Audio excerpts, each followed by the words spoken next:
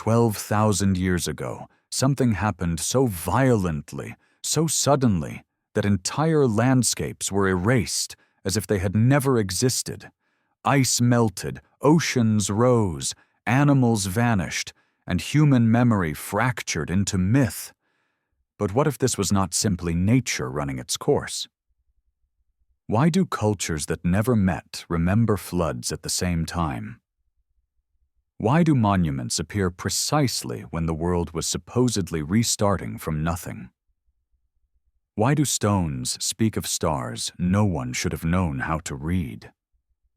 Why does the end of the Ice Age feel less like an ending and more like a cover-up written into the earth itself? Before we dive deeper, ignite that like button and prepare for the revelations to come. Tell me in the comments where you are listening from, what time it is there. And as always with our videos, the visuals are here to add context, but they aren't necessary to follow along. Thank you for always having our back. Prepare yourself, and let's dive in. Long before the first cities rose from riverbanks, long before writing carved memory into clay and stone, the planet itself carried a different face. Vast ice sheets stretched across continents like frozen oceans, locking away unimaginable volumes of water. Coastlines extended far beyond where they sit today, exposing plains where waves now roll. Human beings moved through this world as adaptable survivors, following animals, seasons, and the shifting margins of ice. Yet the end of this age did not unfold as a gentle retreat into warmth. It arrived as rupture. For thousands of years, temperatures had been climbing gradually. Glaciers were retreating, ecosystems reorganizing, and human groups adjusting with them. Then, abruptly, the climate reversed. Cold returned with shocking force, gripping much of the northern hemisphere. This interval, known to modern science as the Younger Dryas, stands out not because it was cold, but because it arrived so fast. In geological terms, it was a blink. Regions that had begun to thaw were thrown back into near-glacial conditions, forests collapsed into tundra, and established patterns of life were shattered. To understand why this moment matters, imagine the scale of dependence humans had on environmental stability. Small changes in rainfall or temperature could determine whether a region supported herds of animals or became barren. When cold tightened its grip again, food sources shifted or vanished entirely. Rivers altered their courses as ice expanded. Landscapes that had once offered reliable hunting grounds became unpredictable or hostile. Survival demanded rapid adaptation, and not every group could make that transition. The Younger Dryas lasted roughly 1,200 years, a long span for human lives, but brief in the context of Earth's climate history. During this time, glaciers stabilized or even advanced in places where they had been shrinking. In Europe and North America, temperatures dropped sharply, and seasonal rhythms changed. Winters became longer and harsher, summers shorter and weaker. For ecosystems already in flux, this sudden regression was devastating. The prevailing explanation offered by mainstream science points towards the oceans. As massive ice sheets melted, enormous quantities of fresh water poured into the North Atlantic. This influx may have disrupted a major system of ocean currents responsible for transporting warm water northward. When this circulation weakens, heat distribution across the planet changes, and cooling can occur rapidly in northern regions. It is a mechanism that does not require catastrophe, only imbalance, and it fits neatly into existing climate models. Yet this explanation leaves certain questions unresolved. Freshwater pulses alone, struggle to explain the suddenness observed in geological records. Ice cores extracted from Greenland show sharp temperature drops, recorded in layers of compressed snowfall like pages in a frozen book. These layers suggest that cooling occurred not over centuries, but over decades, perhaps even faster. For human societies dependent on slow environmental change, such speed would have been disorienting and destructive. Because of this, another idea entered the conversation, one that looks not to the oceans, but to the sky. According to what is known as the Younger Dryas Impact Hypothesis, Earth may have encountered a cosmic intruder around 12,800 years ago. A comet or fragmented meteor entering the atmosphere at tremendous speed could have exploded in midair or struck the surface, releasing energy equivalent to millions of nuclear weapons. The immediate effects would have been firestorms, shock waves, and widespread destruction. The secondary effects could have included massive flooding from melting ice and a dust-filled atmosphere that blocked sunlight, triggering rapid cooling.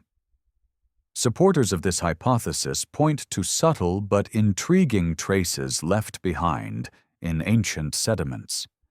These traces are microscopic, invisible to the naked eye, yet their implications are enormous. Among them are nanodiamonds, minuscule carbon crystals that typically form under extreme heat and pressure. Such conditions are rare on Earth's surface, but common during high-energy cosmic impacts. When found clustered within layers dating precisely to the onset of the Younger Dryas, they raise uncomfortable questions about what actually happened. Another trace comes from iridium, an element scarce in Earth's crust, but abundant in meteorites. Its presence in certain sediment layers has famously been used to identify the asteroid impact that ended the age of dinosaurs. In Younger Dryas-era deposits, small spikes of iridium have been reported in multiple regions. While not as dramatic or consistent as the dinosaur boundary, these anomalies suggest the possibility of extraterrestrial material entering Earth's system at that time. Then there are the dark bands known as black mats, layers of soot-rich sediment spread across wide geographic areas. These layers appear abruptly and are often associated with evidence of intense burning. Forests and grasslands, it seems, may have ignited on a massive scale. Proponents of an impact scenario argue that such widespread fires align with what would be expected from atmospheric explosions or fragments raining down from the sky. Critics counter that none of this evidence is definitive on its own. Nanodiamonds can form through other processes. Iridium can come from volcanic activity.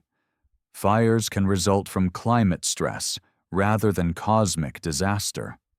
Science, by its nature, resists conclusions drawn from incomplete data.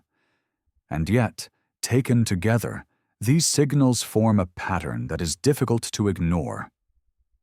They suggest a moment when Earth experienced stress from multiple directions at once. What makes this moment even more unsettling is its timing within human history. The Younger Dryas begins just as humans appear to be transitioning in subtle but important ways. Some groups were becoming more sedentary, returning repeatedly to favored locations. Others were experimenting with managing plant resources, the faint beginnings of agriculture. These behaviors require stability. They depend on predictable seasons and reliable environments. A sudden climatic collapse would have struck at the very foundation of such experiments. This is where the story begins to blur the line between climate science and human memory. When environments fail catastrophically, stories form, Trauma imprints itself not only in bones and sediments, but in narrative. Over generations, memories of destruction can transform into myths of floods, fires, and angry skies. The Younger Dryas stands as a candidate for such a memory, a real-world event whose consequences were so overwhelming that they fractured continuity between what came before and what followed. If entire ways of life were erased during this period, the archaeological record would reflect that loss as silence. Camps abandoned, tools left behind, coastlines submerged beneath rising seas. What survived would be fragmentary, easily mistaken for simplicity rather than aftermath. The absence of evidence would not necessarily mean absence of achievement. It could mean that the ground itself was rewritten. When the Younger Dryas finally ended, warming returned rapidly. Ice sheets melted in earnest, and sea levels rose by more than 100 meters over time. Vast coastal plains disappeared beneath the oceans. New shorelines formed. The world humans emerged into was not the same one their ancestors had known. It was a reshaped planet, one where memory had to be rebuilt alongside survival. From this perspective, the end of the Ice Age looks less like a clean beginning and more like a restart after loss. Civilization, when it appears in the archaeological record, does so suddenly and with surprising complexity. This raises a question that lingers beneath the science, beneath the data and debate. Was humanity truly starting from nothing, or was it rebuilding from fragments of something far older, something broken by cold, fire, and water at the edge of deep time? In the aftermath of the Younger Dryas, the Earth did not simply warm back into familiarity, it transformed. As ice sheets collapsed and retreated, oceans surged into spaces that had been dry land for tens of thousands of years. River valleys became seabeds, hills turned into islands, entire regions where people had lived, hunted, gathered, and possibly built were swallowed quietly, leaving no ruins on land to testify to their existence. What survived of that world was not architecture, but memory.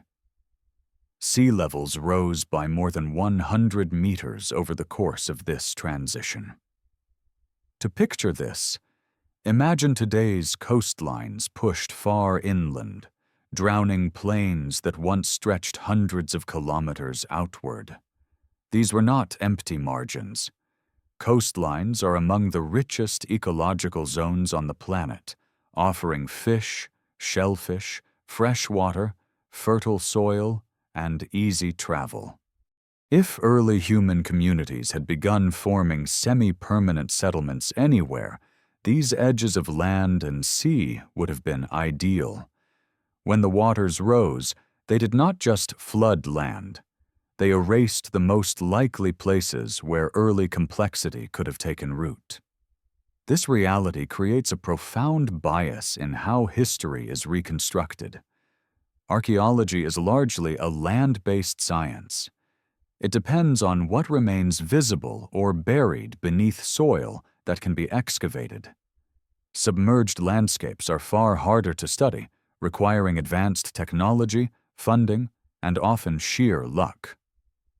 As a result, much of the human story that unfolded along ancient coasts remains inaccessible, locked beneath layers of sediment and water. Absence of evidence, in this case, may simply be evidence of absence from view. One of the clearest examples of this lost world lies beneath the North Sea. What is now a cold expanse of water once formed a vast region known as Doggerland, connecting Britain to mainland Europe. During the Ice Age, this land supported rivers, wetlands, forests, and abundant wildlife. Human groups moved through it, hunted on it, and lived on it for thousands of years. When the ice melted, Doggerland shrank gradually, turning into a patchwork of islands before finally disappearing beneath the waves. The disappearance of Doggerland was not only slow, but violent. Around 6200 BC, a massive underwater landslide off the coast of Norway, known today as the Storegga Slide, sent a tsunami racing across the North Sea. Walls of water slammed into the remaining low-lying land, likely destroying settlements and killing those who had not already fled inland. For the people who experienced it, this was not an abstract geological event. It was a sudden end, a flood that erased their world. Evidence of Doggerland's existence comes not from cities or monuments, but from fragments dragged up by fishing nets, bones of mammoths and deer, stone tools shaped by human hands, even human remains. Modern mapping techniques, using seismic surveys originally designed for oil exploration, have revealed ancient river systems etched into the seabed. These ghost rivers show where life once flowed, now silent beneath the sea. Doggerland is not unique. It is simply one of the best-studied examples of a drowned landscape. Similar submerged regions exist around the globe. In Southeast Asia, lower sea levels once connected the islands of Indonesia into a single landmass called Sundaland. In Australia, vast coastal plains vanished as waters rose. In the Americas, shorelines shifted dramatically, reshaping migration routes and erasing early habitation zones. Each flooded region represents not just lost land, but lost chapters of human adaptation. Off the western coast of India lies another place where myth and submerged archaeology intersect. Near the modern city of Dwarka, divers have discovered stone structures, anchors, and walls beneath the water. Ancient Hindu texts describe Dwarka as a grand coastal city, fortified and prosperous, built by the figure Krishna before being consumed by the sea after his departure. For centuries, this story was treated as symbolic, a poetic expression of impermanence. Underwater discoveries have complicated that dismissal. Stone anchors suggest organized maritime activity. Walls and foundations hint at deliberate construction. Dating remains contested, with estimates ranging widely, but even conservative timelines place parts of the site earlier than many known urban centers in the region. Whether or not the submerged ruins match the legendary Dwarka precisely, they demonstrate a crucial point. Complex human activity once existed along coastlines now underwater, and stories of submergence may preserve distant echoes of real events. Far to the east, near the Japanese island of Yonaguni, another submerged mystery lies beneath the waves. There, divers encountered massive stone formations with sharp angles, stepped terraces, and flat platforms. To some observers, the structures resemble pyramids, roads, or temples carved deliberately from bedrock. To others, they are natural formations shaped by tectonic forces and erosion. The debate remains unresolved, not because evidence is absent, but because interpretation is difficult when the boundary between geology and architecture blurs. What makes Yonaguni significant is not whether it proves the existence of an ancient city, but what it represents conceptually. It forces a confrontation with how easily assumptions about human capability shape interpretation. If similar structures were found on land, they might be excavated, contextualized, and dated. Underwater, they remain suspended in ambiguity, dismissed or celebrated depending on perspective. This ambiguity is the natural habitat of lost history. Along the southeastern coast of India, Another legend resurfaced after disaster. The coastal town of Mahabalipuram is associated with a tale of 7 great temples, 6 of which were swallowed by the sea. In 2004, when a massive tsunami struck the Indian Ocean, retreating waters briefly exposed stone structures offshore. Subsequent investigations confirmed the presence of submerged walls, pillars, and carvings. What had been myth gained material weight. These discoveries do not require belief in a vanished global civilization to be meaningful. They require only acknowledgement that the end of the Ice Age was a time of radical instability, especially for coastal societies. As seas rose and storms intensified, communities were forced to move, adapt, or perish. Knowledge could be lost not because it was never developed, but because those who held it did not survive. When such losses occur repeatedly across generations, memory fragments, stories compress time, floods become universal. Survivors become heroes or gods. The past transforms into legend not through invention, but through survival. What remains is not a precise record, but an emotional truth. The world once ended, and humanity endured. Seen through this lens, submerged landscapes are not anomalies. They are the rule. The visible archaeological record represents only what escaped the water. Everything else lies below, reshaped by currents, buried in silt, or broken apart by time. This does not mean that advanced civilizations definitely existed before the Ice Age ended. It means that certainty is impossible when most of the evidence is gone. As the Holocene began and climates stabilized, human societies reorganized, agriculture spread, villages grew, monuments appeared. To later observers, it looked like a beginning. But for those who lived through the transition, it may have felt like recovery. The question that lingers is not whether the seas rose. That is beyond doubt. The question is how much of humanity's early story rose with them, never to be seen again. As the seas claimed the edges of the continents, something else was happening inland that would later challenge everything assumed about early human capability. In southeastern Anatolia, on a limestone plateau overlooking what was once a much greener landscape, stone pillars were raised with a precision and scale that seemed to arrive out of nowhere. These were not crude markers or accidental arrangements. They were deliberate, monumental, and heavy beyond what small nomadic groups were once thought able to manage. The site would later be called Göbekli Tepe, and its implications cut deep into the story of human origins. Radiocarbon dating places the construction of Gobekli Tepe at around 11,600 years ago, directly after the Younger Dryas ended. This timing alone is unsettling. According to traditional models, humans at this stage were still simple hunter-gatherers, lacking agriculture, permanent settlements, or complex social organization.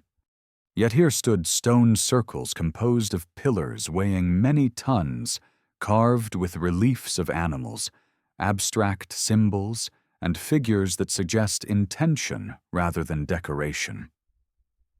To understand the scale, imagine limestone blocks taller than 2 adult humans, shaped without metal tools, transported across uneven terrain, and erected upright with careful alignment.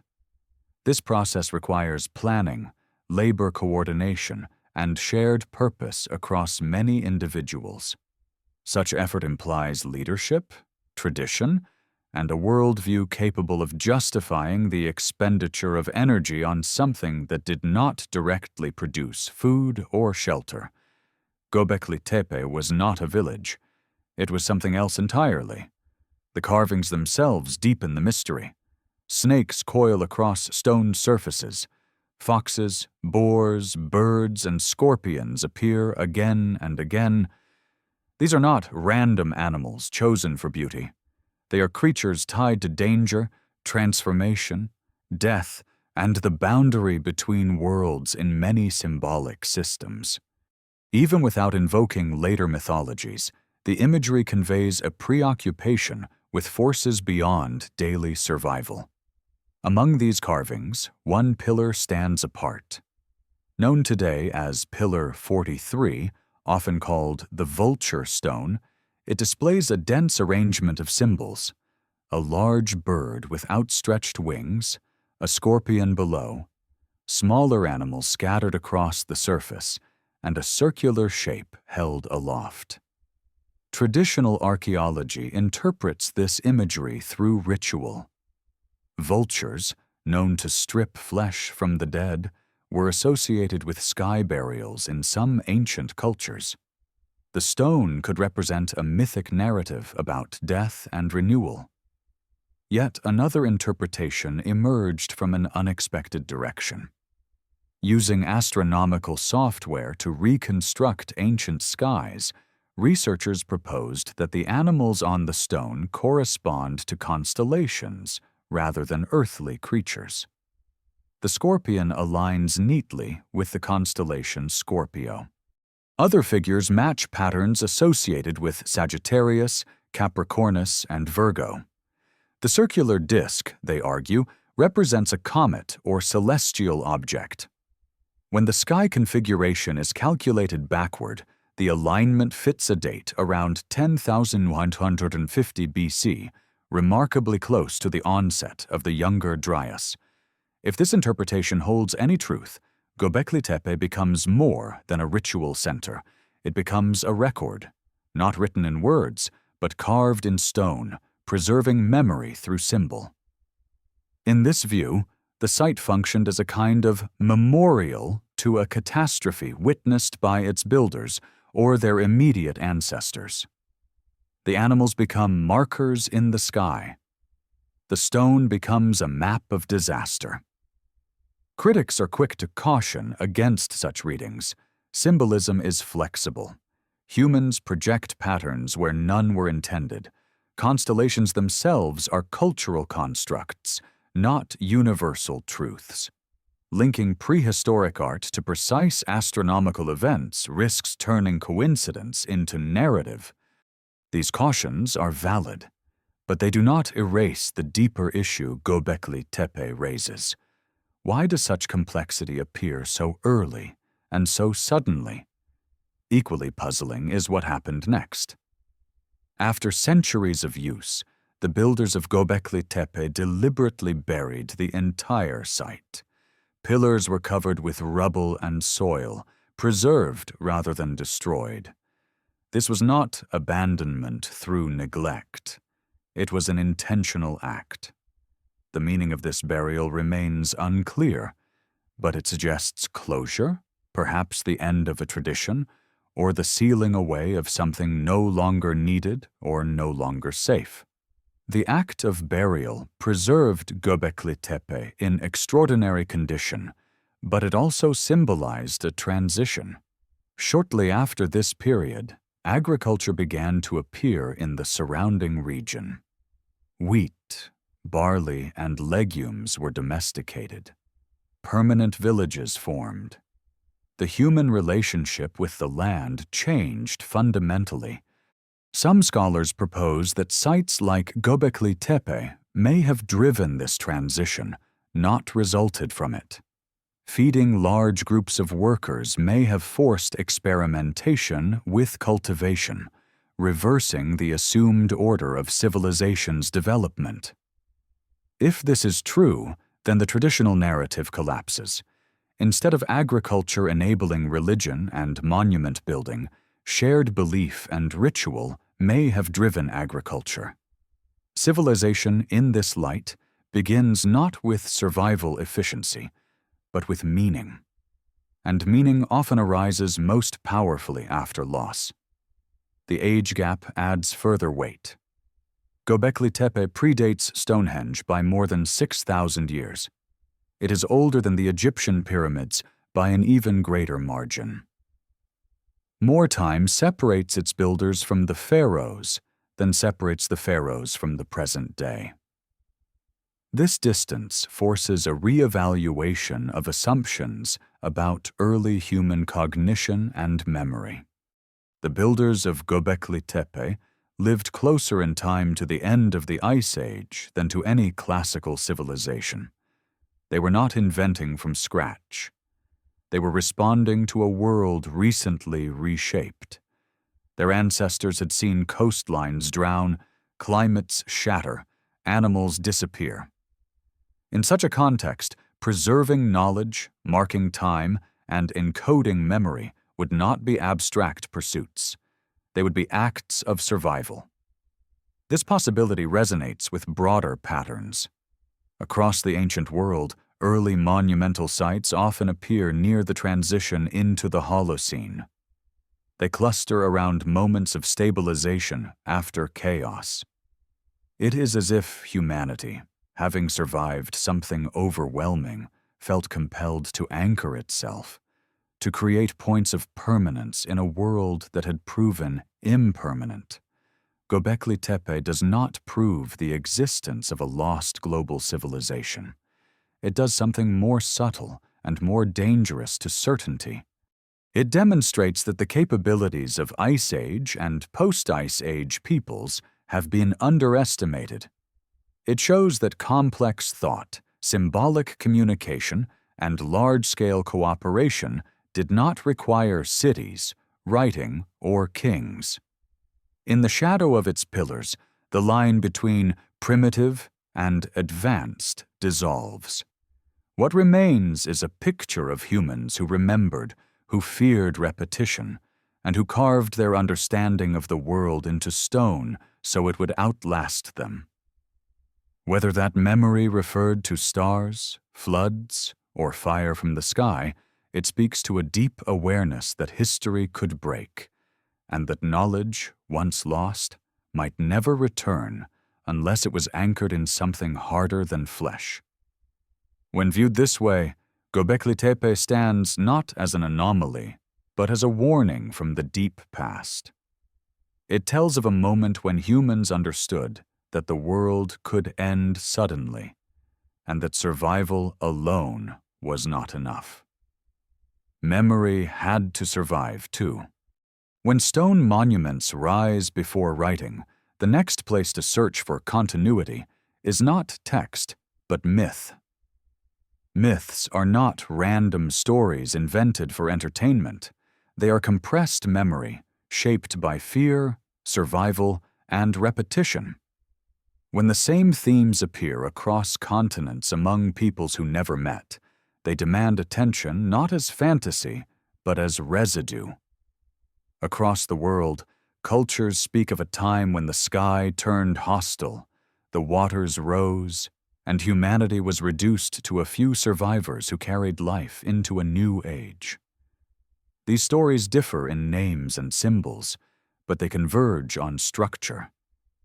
There is always a world before the disaster, often described as advanced, orderly, or morally corrupt. There is always a cataclysm, sudden and overwhelming. And there are always survivors, warned in advance or guided by higher knowledge, who preserve seeds, animals, and memory. Afterward comes rebuilding, often under the guidance of beings remembered as gods or culture bringers. In the ancient Near East, one of the oldest written versions of this pattern appears in the Epic of Gilgamesh. Long before the biblical story of Noah was recorded, Mesopotamian scribes told of Utnapishtim, a man warned by the god Ea that a great flood would erase humanity. He was instructed to build a massive boat, seal it with pitch, and bring aboard his family, animals, and provisions. When the waters receded, his vessel came to rest on a mountain, and life resumed. The similarities to later flood narratives are not coincidence. They reflect a shared ancestral memory passed down and reshaped over centuries. In the Hebrew tradition, the story of Noah carries the same bones. The flood is framed as divine judgment, but the mechanics are practical. An ark is built. Life is preserved in pairs. Waters rise, then fall. A mountain becomes the point of return. The moral layer added later does not erase the underlying structure of survival after environmental collapse. It enhances it, embedding memory within theology. South Asia preserves its own version through the story of Manu. In this tradition, a small fish warns the first man of an approaching flood. The fish grows, reveals itself as a form of Vishnu, and instructs Manu to build a boat. When the flood comes, the fish guides the vessel to safety, tethered by a rope to its horn. After the waters retreat, Manu becomes the ancestor of renewed humanity. Here, knowledge arrives disguised as divinity, and survival depends on listening to a warning that others ignore. In the Americas, flood traditions appear among many indigenous cultures. The Maya speak of previous worlds that ended in destruction before the current age began. One of these destructions involved water overwhelming the land. Among the Hopi of the American Southwest, stories tell of earlier worlds destroyed when humans lost harmony with natural law.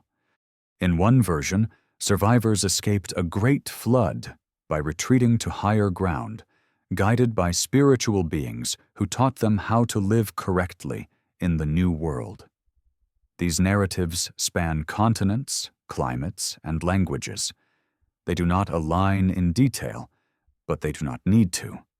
Memory does not preserve precision, it preserves impact. What unites these stories is the experience of sudden loss, followed by forced renewal. That experience fits the end of the Ice Age with unsettling accuracy. Rising seas were not gentle.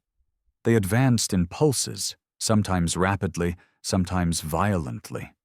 Meltwater floods tore through landscapes, coastal plains vanished, river systems changed, storms intensified as temperature gradients shifted.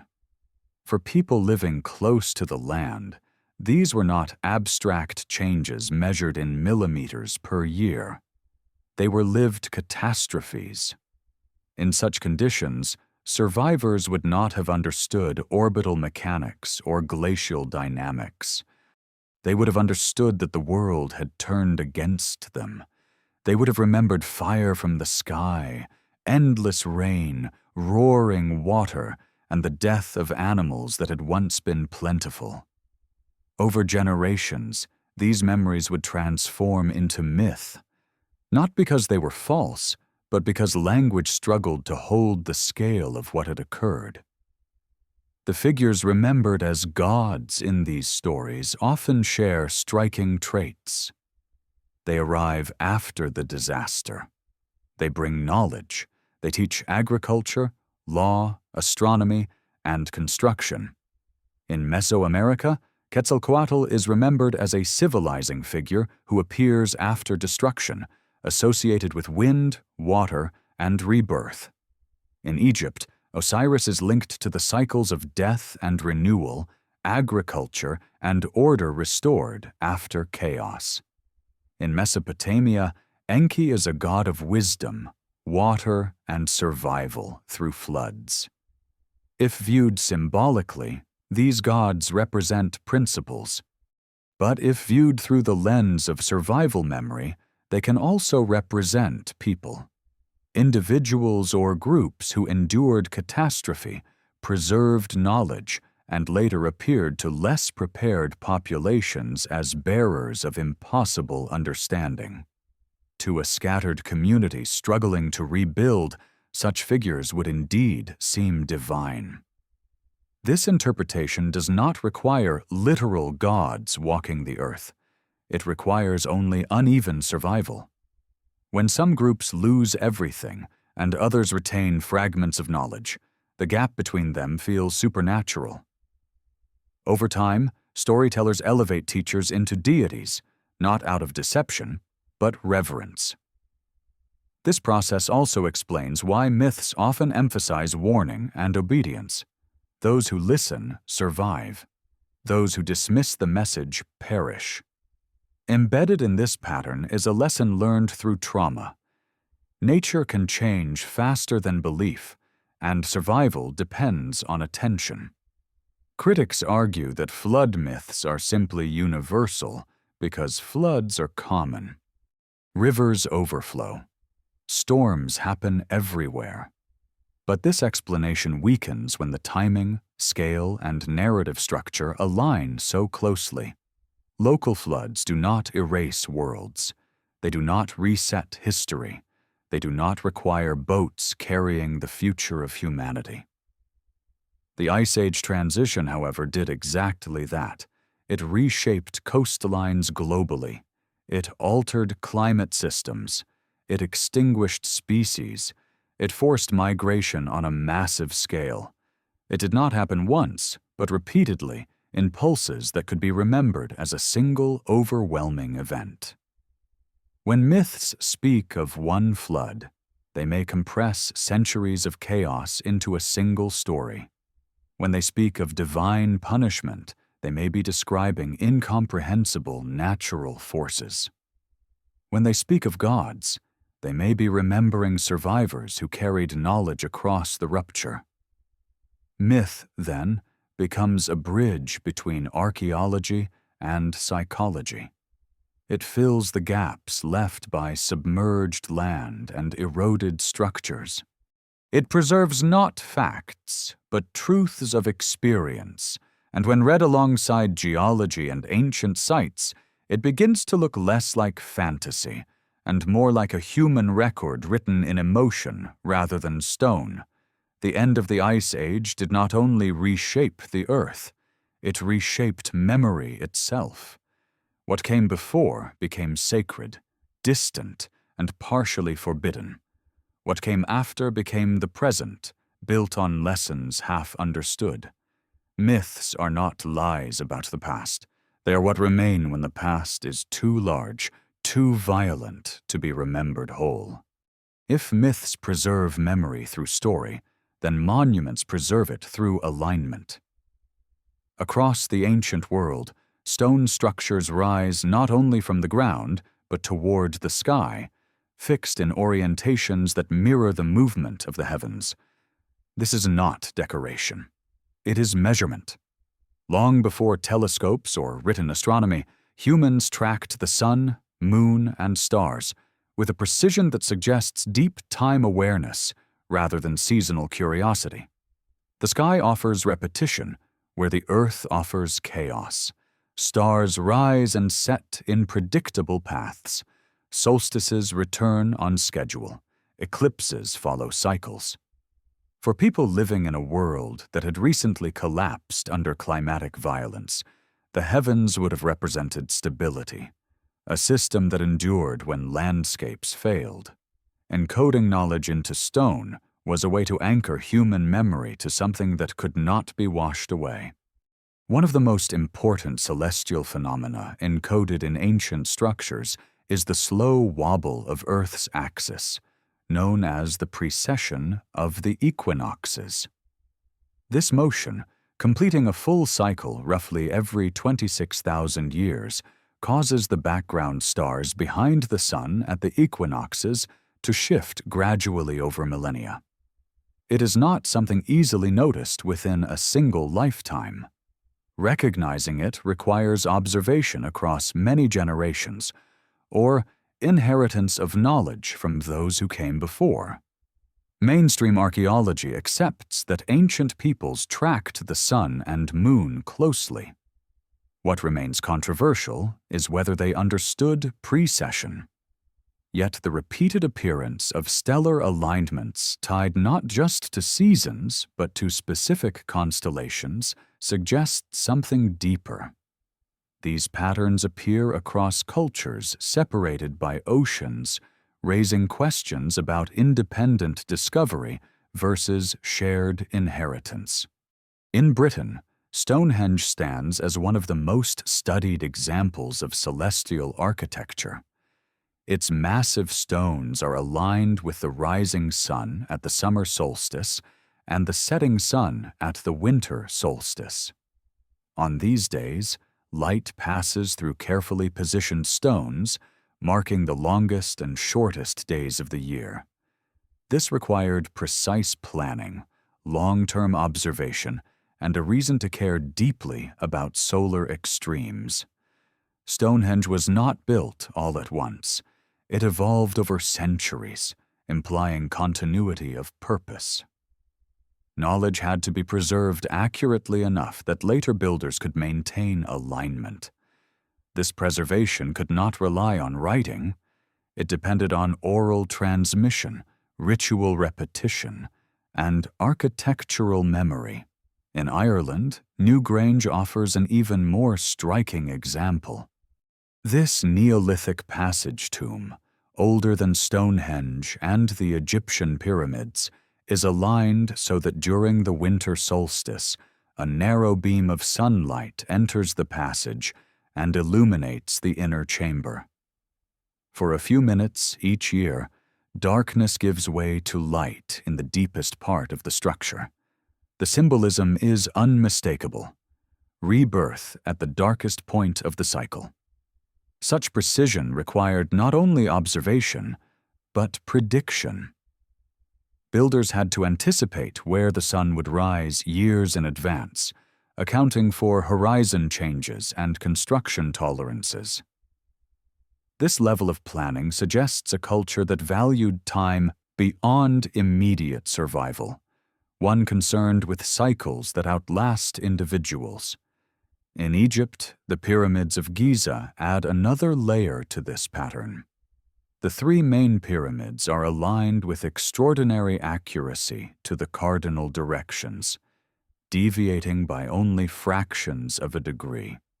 This orientation reflects careful astronomical observation, likely using circumpolar stars to establish true north. In addition, the layout of the pyramids has been compared to the three stars of Orion's belt, a constellation associated in Egyptian belief with the realm of the gods and the afterlife. Whether this stellar correspondence was intentional or symbolic, the connection between kingship, eternity, and the stars is clear. Pharaohs were believed to ascend to the heavens after death, joining the imperishable stars that never set. The sky was not just a clock. It was destiny. Across the Atlantic, in Mesoamerica, the city of Teotihuacan was laid out with astronomical intent. Its main avenue is aligned to significant solar events, and the Pyramid of the Sun marks key points in the solar calendar. The city's design reflects a worldview in which urban space mirrored cosmic order. To live within the city was to live within a model of the universe. The Maya carried this tradition even further. At Chichen Itza, the pyramid known as El Castillo produces a dramatic visual effect during the equinoxes. As the sun sets, shadows form along the staircase, creating the illusion of a serpent descending the structure. This serpent is associated with Kukulkan, a deity linked to knowledge, wind, and renewal. Here, architecture becomes animation, using light and shadow to encode time. The Maya calendar system itself reflects an obsession with cycles. Their long-count calendar tracked vast spans of time, extending thousands of years into the past and future. This was not practical for agriculture alone. It reflects a philosophical engagement with recurrence, an understanding that worlds begin and end within larger rhythms. Even among cultures without monumental stone architecture, celestial alignment appears. Studies of Hopi village layouts suggest patterns that correspond to the constellation Orion. Rather than building upward, these communities embedded the sky into settlement patterns across the landscape. The principle remained the same: human life should reflect cosmic order. The recurrence of Orion is particularly striking. This constellation appears in myths across cultures as a hunter, a god, or a cosmic ruler. Its bright belt of 3 stars makes it easy to recognize, and its seasonal movements mark important changes in the year. Orion rises in the winter sky in many regions, associated with death, renewal, and the return of light. Its symbolism aligns naturally with cultures emerging from climatic catastrophe. Supporters of a deeper ancient knowledge argue that these alignments are not isolated inventions. They suggest that a shared legacy of sky watching survived the end of the Ice Age, carried by groups who understood the importance of celestial cycles. In this view, monuments act as time capsules, preserving information about the sky for future generations who might otherwise forget. Skeptics counter that humans are pattern-seeking, and that similarities arise independently. They caution against connecting distant cultures through speculative diffusion. These warnings are necessary, but they do not erase the underlying fact that many early civilizations oriented their most sacred spaces towards the same celestial features. If the end of the Ice Age represented a reset, then the sky would have been the one constant survivors could trust. Encoding memory into stone aligned with stars ensured that knowledge could survive floods, fires, and the passage of generations. Architecture became a form of writing before writing existed. What these monuments ultimately suggest is not advanced technology, but advanced awareness. Awareness that time moves in cycles. That stability is temporary. That survival may depend on remembering patterns larger than any single life. In a world reshaped by ice and water, the sky offered a map that did not change, and humanity carved that map into the earth itself so it would never be lost again. When the monumental architecture of the ancient world is placed beside the sudden emergence of complex societies, a tension appears that standard timelines struggle to resolve. Nowhere is this tension clearer than in Mesopotamia, where the Sumerians seem to arrive fully equipped with the tools of civilization. Writing, mathematics, astronomy, law, and monumental building appear within a remarkably short span of time. There is no long archaeological prelude showing these systems slowly taking shape. Instead, they appear clustered together, as if inherited rather than invented. The land between the Tigris and Euphrates rivers was fertile, but fertility alone does not explain the leap. For tens of thousands of years, humans lived in resource-rich environments without developing writing or formal states. Then, suddenly, the Sumerians organized cities, tracked the heavens, measured land with geometry, and recorded transactions in clay. Their own traditions do not describe this as a beginning. They describe it as a continuation. Sumerian texts speak of earlier ages, times before the flood, when kingship descended from the heavens. These early rulers are said to have reigned for impossibly long spans, tens of thousands of years, before a great deluge swept the world clean. After the flood, kingship returned, but the ages were shorter, diminished. To modern readers, these reign lengths are mythic exaggeration. To the Sumerians, they marked a separation between a lost world and the present one. What matters is not the literal numbers, but the structure of memory. Civilization, in this telling, does not begin with Sumer. It resumes. The flood is not a local inconvenience. It is a dividing line. Knowledge exists on both sides of it, but its transmission is broken, fragmented, reduced. The gods of Mesopotamia are not distant creators. They are teachers. Enku, associated with water and wisdom, repeatedly intervenes to preserve humanity during disasters. He warns of floods, he gives instruction, he safeguards knowledge. In one reading, Enki is a metaphor for intelligence embedded in nature. In another, he is the memory of a human or group who understood how to survive catastrophe and pass on what mattered. The Sumerians credited the gods with teaching them how to write, how to farm, how to build, how to organize society. They did not portray themselves as innovators, but as recipients. This humility is striking. Cultures often exaggerate their own achievements. Here, the opposite occurs. The greatest gifts come from before, not from within. Cuneiform writing, one of Sumer's most important contributions, appears in a surprisingly complete form.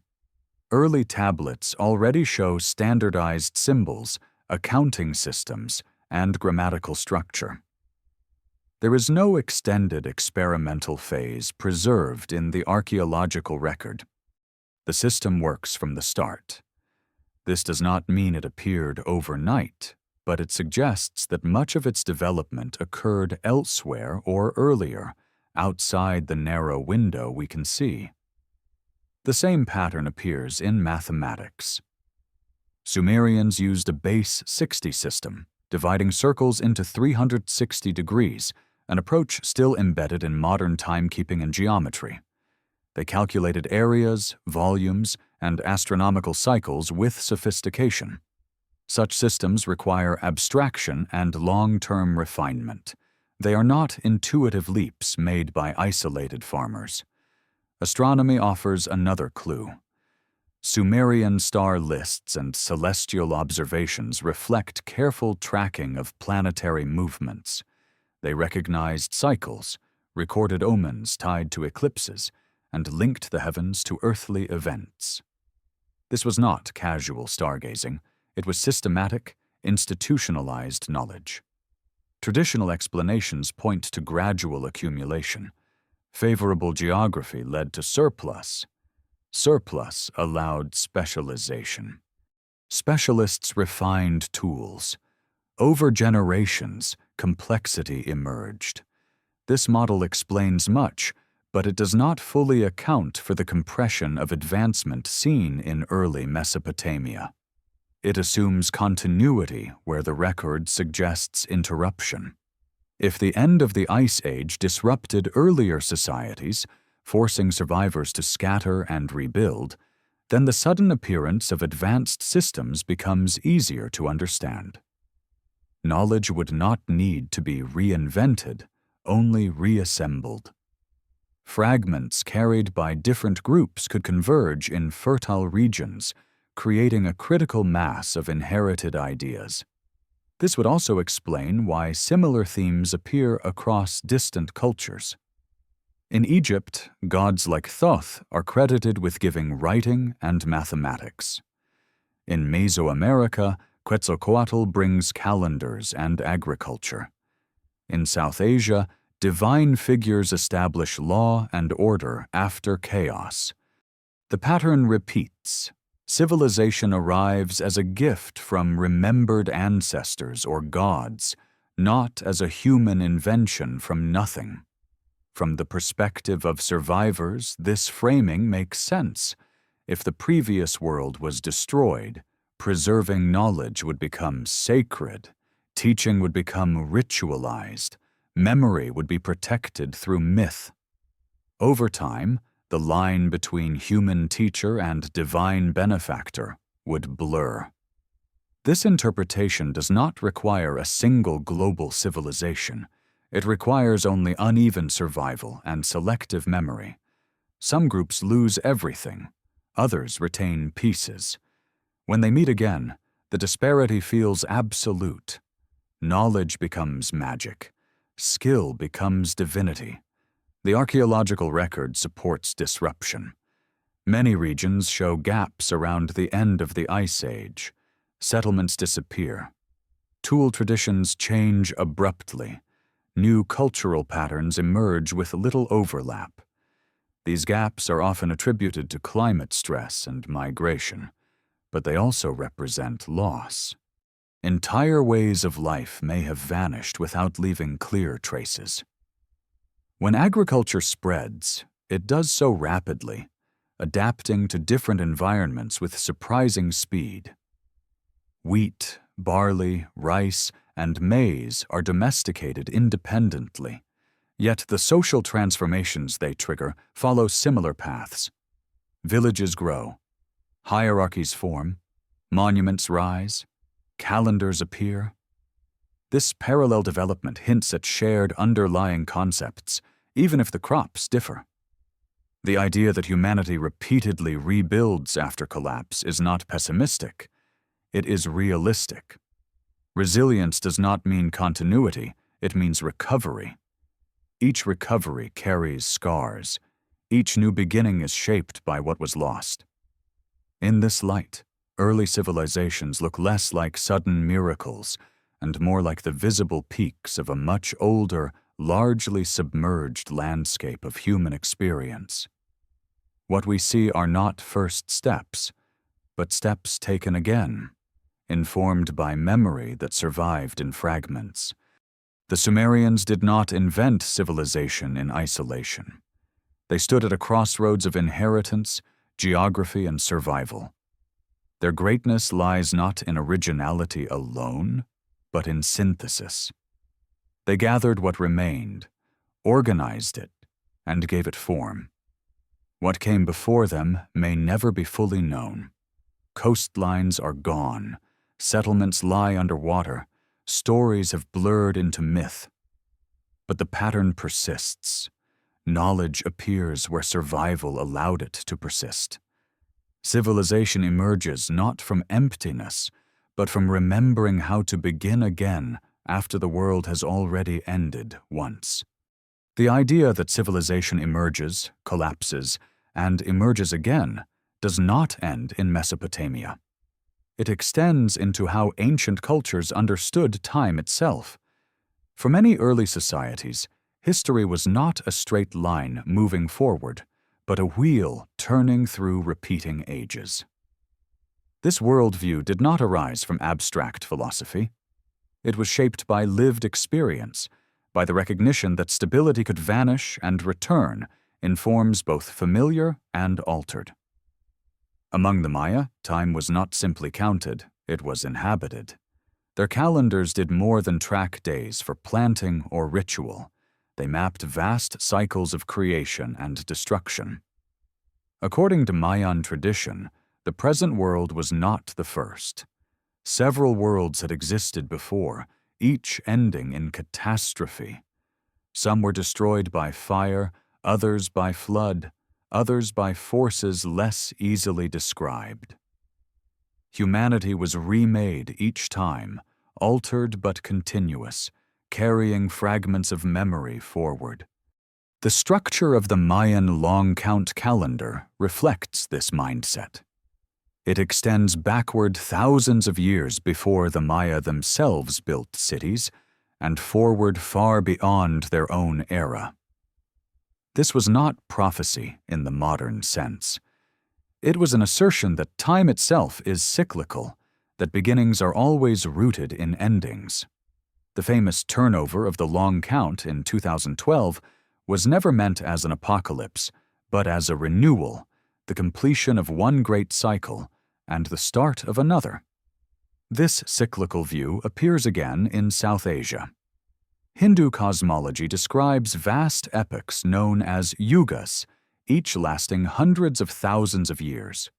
These ages rise and fall in moral and environmental quality, moving from order to decline, then resetting. Floods, fires, and upheavals mark the transitions. Humanity does not progress endlessly upward. It oscillates, forgetting and relearning. In ancient Greece, even amid the rise of rational philosophy, echoes of this older understanding persisted. Plato wrote not only of Atlantis, but of repeated destructions of humanity by fire and flood.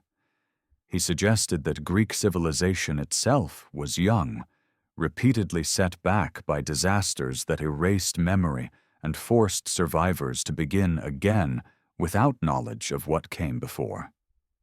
Philosophy, in this telling, is not the birth of wisdom, but its recovery. Plato's Atlantis is often treated as allegory, a moral tale about hubris, yet the structure of the story mirrors the broader pattern. An advanced society exists. A sudden catastrophe destroys it in a single day and night. Survivors elsewhere forget what was lost. Only fragments remain, preserved by distant cultures. Whether Atlantis was real in a geographic sense matters less than what it represents: the fear that civilization is fragile and that memory can drown. Later, thinkers struggled with this implication. The dominant narrative of progress is comforting. It suggests that humanity learns from mistakes and builds toward something permanent. Cyclical history undermines that comfort. It implies that knowledge can be lost, not just ignored, that libraries can sink, that maps can become myths. In the 20th century, this unsettling idea resurfaced in unexpected forms. Edgar Cayce, known for his trance readings, spoke repeatedly of cycles of destruction and rebirth. He described continents shifting, poles moving, and civilizations vanishing beneath the sea. His timelines were inconsistent and often incorrect, but the structure of his vision echoed ancient myths. History, in his view, was not linear. It pulsed. Cayce's ideas found resonance not because of their accuracy, but because they articulated a buried intuition. People sensed that the Earth had not always been stable, and that the future might not be either. His readings reintroduced the language of loss into a modern world obsessed with permanence. More recently, thinkers like Randall Carlson reframed this intuition in geological terms. Drawing on evidence of ancient floods, scoured landscapes, and sudden climatic shifts, Carlson argues that Earth periodically experiences catastrophic events, some linked to cosmic debris. He points to cometary streams that Earth passes through on predictable cycles, increasing the risk of impacts or airbursts. These events, while rare, could be devastating when they occur. Carlson's work does not rely on myth, but it aligns with it. He suggests that the Younger Dryas was one such episode, a moment when cosmic and terrestrial forces converged to reshape the planet. Massive floods, sudden cooling, and widespread destruction followed. In this model, myths are not fanciful exaggerations. They are cultural records of encounters with forces beyond human control. This perspective reframes ancient warnings. When myths speak of angry gods or cleansing floods, they may be encoding knowledge of periodic danger.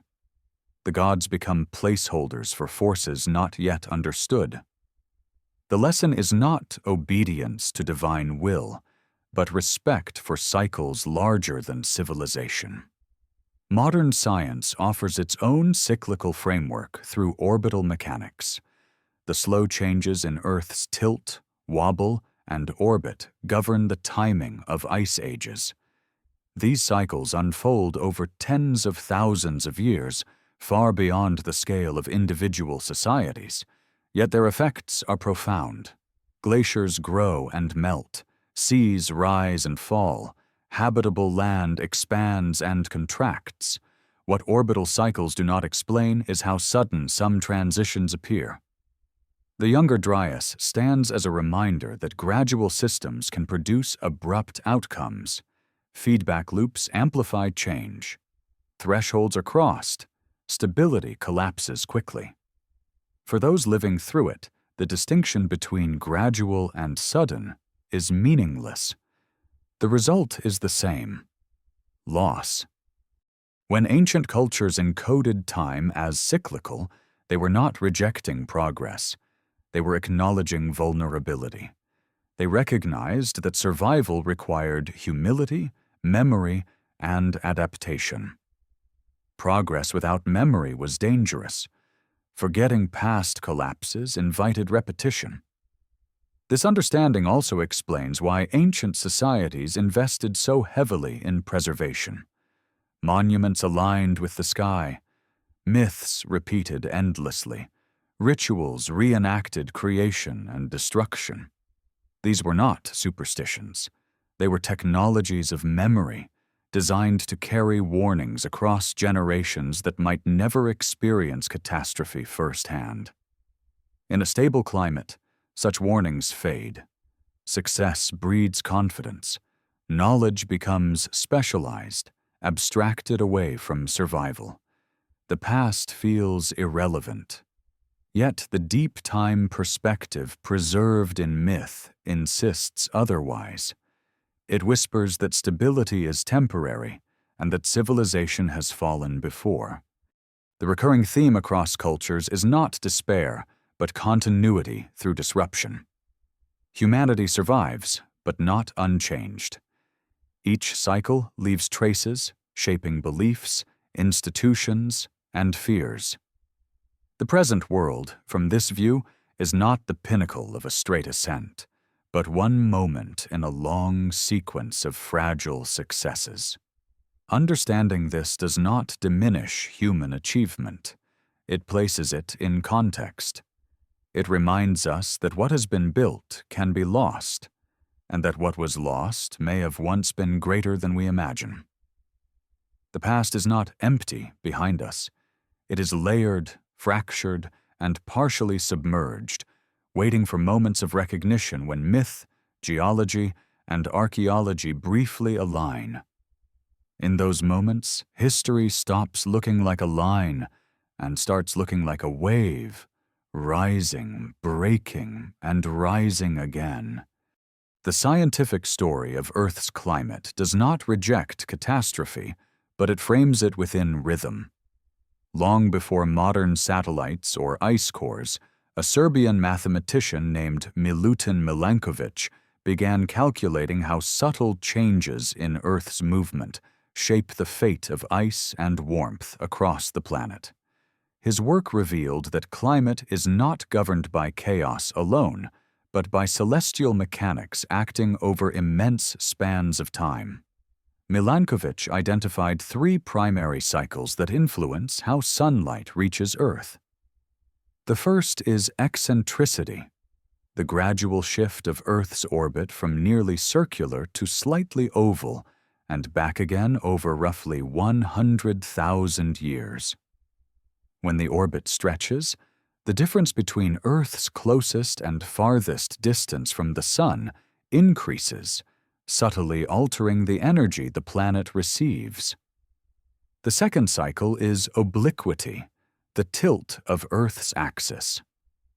This tilt is not fixed. It oscillates between about 22 and 24 degrees over a 41,000-year cycle. A greater tilt exaggerates the seasons, making summers hotter and winters colder, especially at high latitudes. A smaller tilt moderates seasonal contrast, allowing ice to persist through summers. The third cycle is precession, often described as a wobble. Like a spinning top, Earth's axis slowly traces a circle, completing a full rotation roughly every 26,000 years. This wobble changes when in the year Earth is closest to the Sun, altering the strength of seasons in each hemisphere. Individually, these cycles seem minor. Together, they control the advance and retreat of ice sheets. What matters most is summer sunlight in the northern hemisphere. When summers are weak, snow and ice survive year after year, allowing glaciers to grow. When summers are strong, ice melts back. Over hundreds of thousands of years, This interplay produces the rhythm of ice ages and interglacial periods. The strength of Milankovitch's theory lies in its confirmation. Deep-sea sediment cores reveal repeating patterns of oxygen isotopes, chemical signatures that track global ice volume. Antarctic ice cores preserve trapped air bubbles that record temperature and atmospheric composition going back hundreds of thousands of years. These records align closely with the timing predicted by orbital cycles. This framework explains why ice ages are not random disasters. They are part of a predictable system governed by geometry and gravity. Yet predictability does not equal gentleness. While orbital forcing sets the pace, the climate system responds through feedbacks that can accelerate change. Ice reflects sunlight, amplifying cooling. Melting ice exposes darker surfaces, absorbing heat and accelerating warming. Ocean currents redistribute heat unevenly. Small shifts can cascade. The Younger Dryas fits uneasily into this picture. It occurred during a period when orbital conditions favored warming. Ice sheets were retreating. Yet the climate reversed abruptly. This does not contradict Milankovitch's theory, but it reveals its limits. Orbital cycles explain the long-term framework. They do not account for every sudden disruption. Modern climate science recognizes this complexity. Systems driven by slow forces can cross thresholds that trigger rapid change. Freshwater flooding the North Atlantic can disrupt ocean circulation. Volcanic eruptions can inject aerosols into the atmosphere. Impacts from space, though rare, can impose immediate shock. The climate system is resilient, but not immune. Understanding this distinction matters when interpreting ancient catastrophes. The Ice Age did not end in a single dramatic event. It ended through a combination of orbital forcing and abrupt interruptions.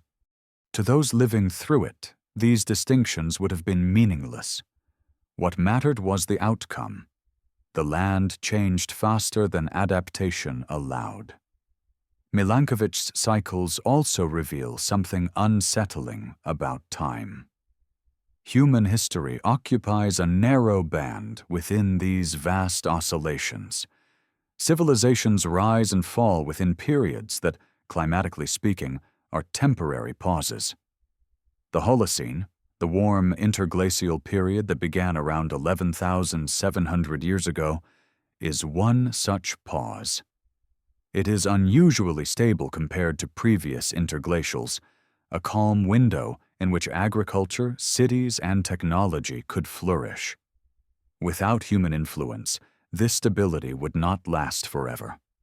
Based on orbital cycles alone, Earth would likely remain in a warm phase for thousands of years before gradually descending into another glacial period. The timeline is slow by human standards, but relentless. What complicates this picture is humanity itself.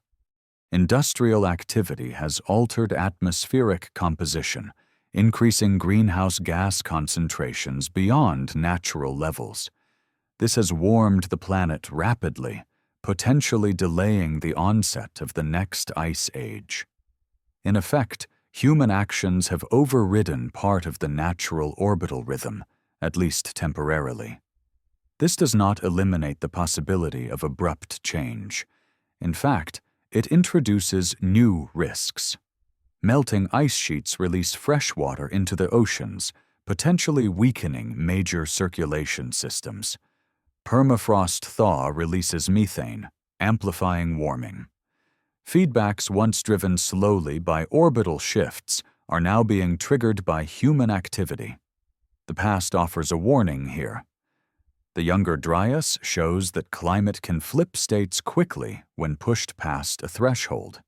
Even if the long-term trend is stable, regional systems can collapse. The Atlantic meridional overturning circulation, often called the Gulf Stream system, is one such vulnerable component. It plays a crucial role in regulating climate across the northern hemisphere. If this circulation weakens significantly, regions like Europe could cool sharply even as the planet warms overall. Such paradoxes challenge intuitive thinking. They echo ancient experiences where warming led to floods, followed by cold. Milankovitch's work teaches that Earth's climate is not linear. It oscillates, it pulses, it responds to forces both internal and external. Recognizing this does not validate every catastrophic hypothesis, but it contextualizes them. It shows how sudden events fit within long-term rhythms rather than replacing them. This perspective bridges science and myth. Ancient stories speak of cycles, endings, and renewals. Modern climate science describes oscillations, thresholds, and feedbacks. The language differs, but the underlying recognition is similar. The world is not static, and stability is borrowed time. The Ice Age, then, was not an anomaly. It was one expression of a system that has reshaped Earth repeatedly. The question that remains is how often human societies have been caught within these shifts, rising during calm intervals and falling when thresholds were crossed. Milankovitch gave humanity a clock for deep time. Ice cores added pages to its history. What remains uncertain is how many civilizations have already ticked through that clock unnoticed, erased by cycles too large for memory, leaving behind only whispers in stone, story, and submerged land. As climate cycles shaped the land, they also shaped life in ways that left scars difficult to interpret even today. One of the most dramatic changes at the end of the Ice Age was the disappearance of the planet's megafauna. Across continents, animals that had dominated ecosystems for hundreds of thousands of years vanished within a surprisingly short window. Mammoths, mastodons, giant ground sloths, saber-toothed cats, woolly rhinoceroses, and many others faded from the earth, leaving behind bones, paintings, and unanswered questions. These animals were not marginal species.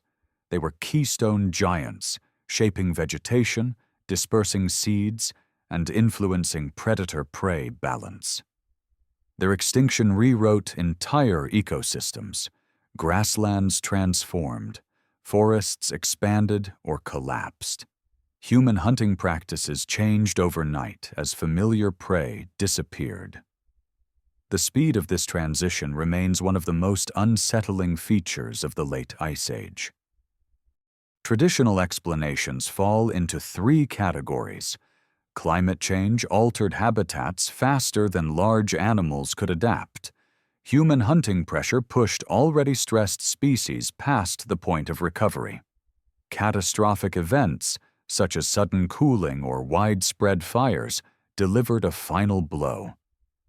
None of these explanations alone fully accounts for the pattern. Together, they form a picture of compounded stress. What makes the extinction particularly striking is its timing. In many regions, megafauna survived previous glacial cycles, enduring cold, drought, and shifting vegetation. They had adapted repeatedly, yet this time they vanished. The difference was not simply climate. It was climate interacting with a world already destabilized, possibly punctuated by sudden shocks. Among the most evocative pieces of evidence come from Siberia, where frozen mammoths have been discovered preserved in permafrost. Some were so well preserved that their fur, flesh, and internal organs remained intact. In a few cases, undigested plant material was found in their mouths or stomachs, suggesting death occurred suddenly before feeding could finish. These discoveries gave rise to the idea of instant freezing, the notion that temperatures dropped so rapidly that animals were flash frozen where they stood. This image is powerful, but it remains controversial. Modern science explains that permafrost can preserve bodies if burial occurs quickly in cold, oxygen-poor conditions. Mudslides, floods, or collapsing riverbanks could trap animals, sealing them in ice before decay. Even without instant freezing, the implication remains unsettling. These animals did not die quietly over millennia. They died abruptly enough to leave their final moments preserved. Whatever forces were at work, they acted faster than evolutionary adaptation could respond. For humans living alongside these animals, the impact would have been profound. Ice Age hunters depended on large game not only for food, but for materials. Bones became tools, hides became clothing and shelter. Entire cultural systems were organized around the movements of herds. When the animals vanished, those systems collapsed. Archaeological records show that humans coexisted with megafauna for tens of thousands of years without driving them to extinction. This suggests that hunting alone is insufficient as an explanation. Something changed at the end of the Ice Age, disrupting a balance that had held for millennia. If climatic instability intensified rapidly, landscapes would have shifted faster than both animals and humans could track. Familiar grazing grounds would disappear. Migration routes would be cut off by rising water or expanding ice. Starvation would follow, not because animals lacked resilience, but because the map of the world they knew no longer applied. This collapse mirrors the broader pattern seen in human societies. Stability breeds specialization. Specialization creates efficiency, but it also creates vulnerability. When conditions shift abruptly, specialized systems fail. Megafauna were highly specialized for Ice Age environments. When those environments fractured, their advantages became liabilities. The disappearance of these giants also altered human psychology. Cave paintings from earlier periods depict mammoths, bison, and large cats with detail and reverence. Later, art shifts focus. Smaller animals appear. Human figures become more prominent. This change reflects not only available prey, but a transformation in worldview. The world had become smaller, less predictable, more dangerous. Some researchers have linked megafaunal extinction to the same events proposed in the Younger Dryas Impact Hypothesis. Widespread fires could have destroyed grazing lands. Sudden cooling could have shortened growing seasons. Dust in the atmosphere could have reduced sunlight, stressing plant life at the base of the food chain. In such a scenario, large animals would be the first to fall. Whether or not a cosmic impact occurred, the extinction event marks a turning point. It signals the end of a world that had existed since long before humans appeared. For survivors, both human and animal, the Earth that followed was fundamentally different. This transition helps explain the urgency seen in early Holocene cultures. The memory of abundance, followed by loss, would not fade quickly. When food security disappears, innovation accelerates. Hunting strategies change. Plants are managed more intentionally. Seasonal movement gives way to settlement. Agriculture begins not as progress, but as insurance. Domestication, in this light, is not a triumph over nature. It is a response to trauma. When wild systems collapse, control becomes survival. The first farmers were not inventors chasing improvement. They were survivors seeking predictability in a world that had proven unpredictable. The extinction of megafauna also narrowed humanity's relationship with the natural world. Giants inspire awe. Their disappearance leaves a quieter landscape, one more easily dominated, but also more fragile. Ecosystems without large animals behave differently, often less resilient to disturbance. Seen through this lens, the end of the Ice Age was not merely a climatic transition. It was an ecological and psychological rupture. Animals vanished, landscapes shifted, human cultures were forced to reinvent themselves. Memory compressed loss into story. Innovation arose from necessity. The bones frozen in Siberian ice are not just curiosities. They are witnesses.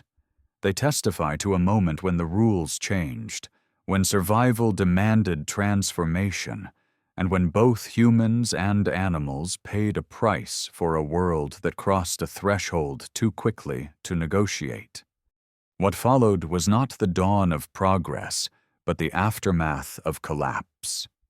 Civilization did not emerge because the world became kinder. It emerged because the world had become dangerous, and humanity learned that survival required planning not just for the next season, but for a future that could no longer be trusted to resemble the past.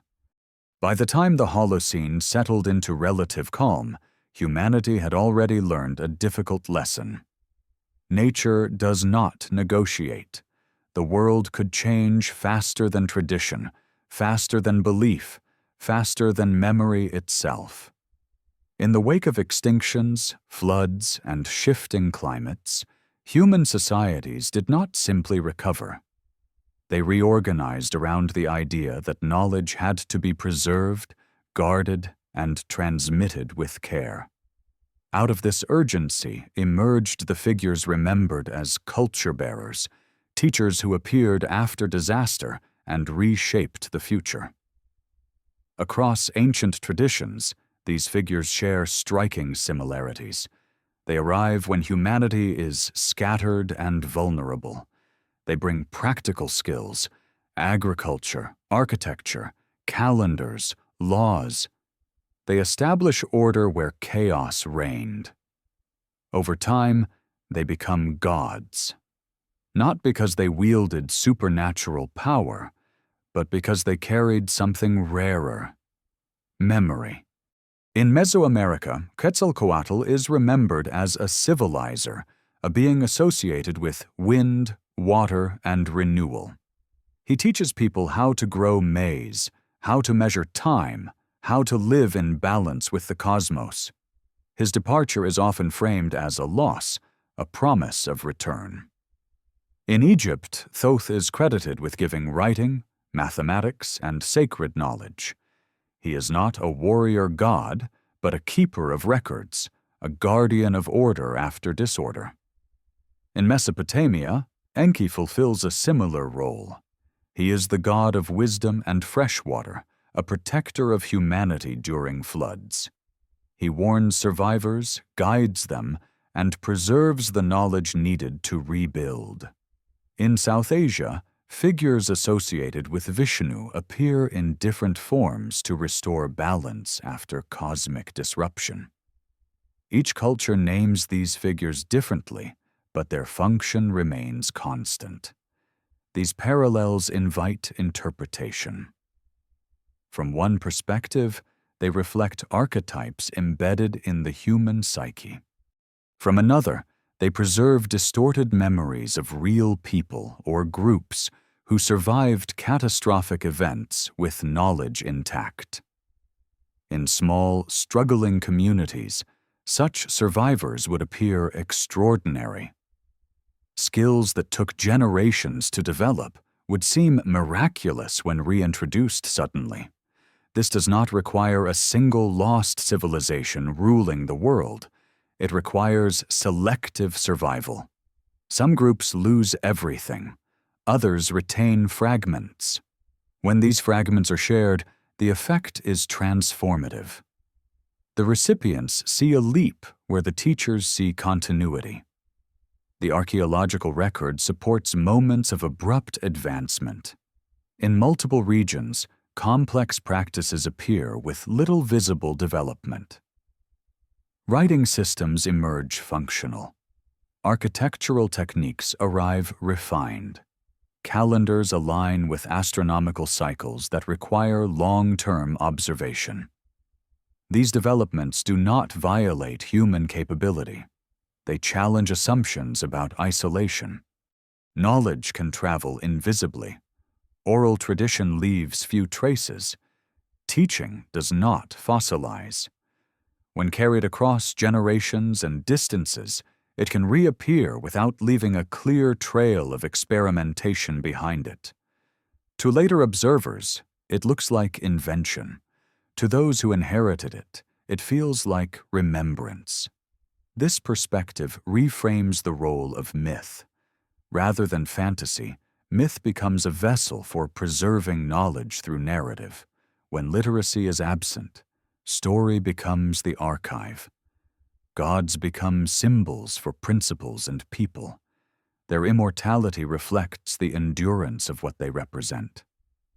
The emphasis on teaching agriculture is especially telling. Farming requires planning, seasonal awareness, and patience. It depends on stable knowledge of cycles. Introducing agriculture to a group unfamiliar with it would dramatically alter their relationship with the land. It would anchor them in place, reshape social structures, and create surplus. That surplus would then support specialists, builders, priests, astronomers. This chain reaction explains the rapid appearance of complexity after long periods of relative simplicity. The catalyst is not sudden intelligence, but access to accumulated knowledge at the right moment. The end of the Ice Age provided that moment. Stability returned, but memory of instability remained. The idea of gods as former humans unsettles modern sensibilities. It blurs the boundary between myth and history. Yet ancient cultures did not make this distinction sharply. Their gods walked, taught, and departed. They were not abstract creators, but participants in the world. Over time, retelling transformed teachers into deities. Their human flaws were erased. Their lessons became commandments. The original context faded, but the structure endured. This process is not unique to antiquity. Modern figures, too, are mythologized as memory passes into legend. This interpretation also explains why early societies invested heavily in ritual. Ritual is repetition with purpose. It ensures that knowledge is not only remembered, but enacted. Seasonal festivals, initiation rites, and astronomical observances all functioned as embodied memory, reinforcing understanding through action. Calendars were not bureaucratic tools. They were survival instruments. Knowing when floods might come, when droughts might strike, or when seasons might shift could mean the difference between life and death. Embedding this knowledge in myth and ritual ensured it would be transmitted even when its original reasoning was forgotten. The tension between scientific caution and mythic resonance remains. There is no definitive proof that ancient gods were human survivors, but the pattern of culture bringers appearing after catastrophe is too consistent to ignore. It aligns with what is known about trauma, memory, and transmission. The end of the Ice Age created a world where forgetting was dangerous. Those who remembered how fragile the earth could be sought to encode that lesson. They did so not in textbooks, but in stories, monuments, and calendars. These tools were resilient. They survived where settlements did not. As civilizations grew, the memory of catastrophe softened. Stability bred confidence. Myths became moral tales rather than warnings. Gods became distant. The practical knowledge they carried was absorbed into institutions and eventually taken for granted. Yet beneath these layers, the original impulse remains visible. Civilization, at its core, is not simply the accumulation of power or technology. It is the management of memory. It is an attempt to ensure that when the world shifts again, some trace of what was learned will survive. The culture bearers of ancient myth represent that attempt personified. They are reminders that humanity has faced endings before, that recovery is possible, and that knowledge, once lost, must be protected as fiercely as life itself. In a world shaped by cycles, remembering how to rebuild may be the most sacred act of all. As civilization stabilized and memory faded into structure, the question of Atlantis lingered like an unresolved echo. Plato's account did not emerge in isolation. It appeared within a culture already steeped in stories of destruction and rebirth, a culture that understood how easily history could be erased. When Plato wrote of Atlantis sinking in a single day and night of earthquakes and floods, he was not inventing the idea of sudden annihilation. He was articulating something his audience already recognized as possible. Atlantis, as Plato described it, was not primitive. It was advanced, organized, powerful, and wealthy. It commanded fleets, practiced engineering, and ruled over distant lands. Its destruction was total. No gradual decline, no long decay. One moment it existed, the next it was gone.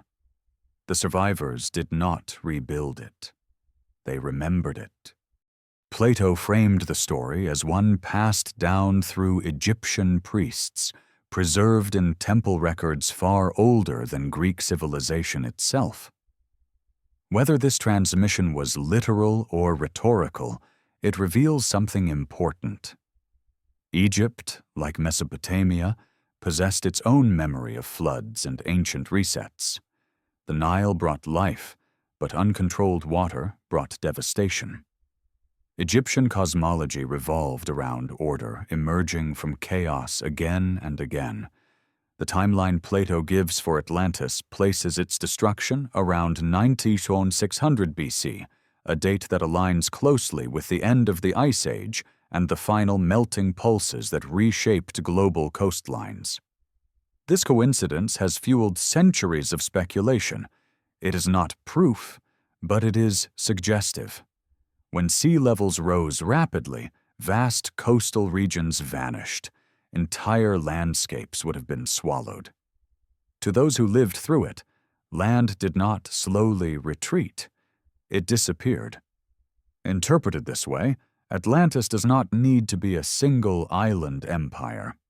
It can represent a class of lost worlds, advanced for their time, erased by rising seas and climatic chaos. Plato's story becomes symbolic not because it is false, but because it condenses many losses into one narrative. Attempts to locate Atlantis geographically reveal more about human longing than certainty. Some have placed it in the Atlantic Ocean, beyond the Strait of Gibraltar, where Plato located the Pillars of Hercules. The Azores have been proposed as remnants of a larger landmass, their peaks rising above a submerged plateau. This idea gained popularity in the 19th century, when geology was still poorly understood and global floods seemed plausible explanations for missing continents. Modern geology, however, shows that the Azores are volcanic islands that have existed independently for millions of years.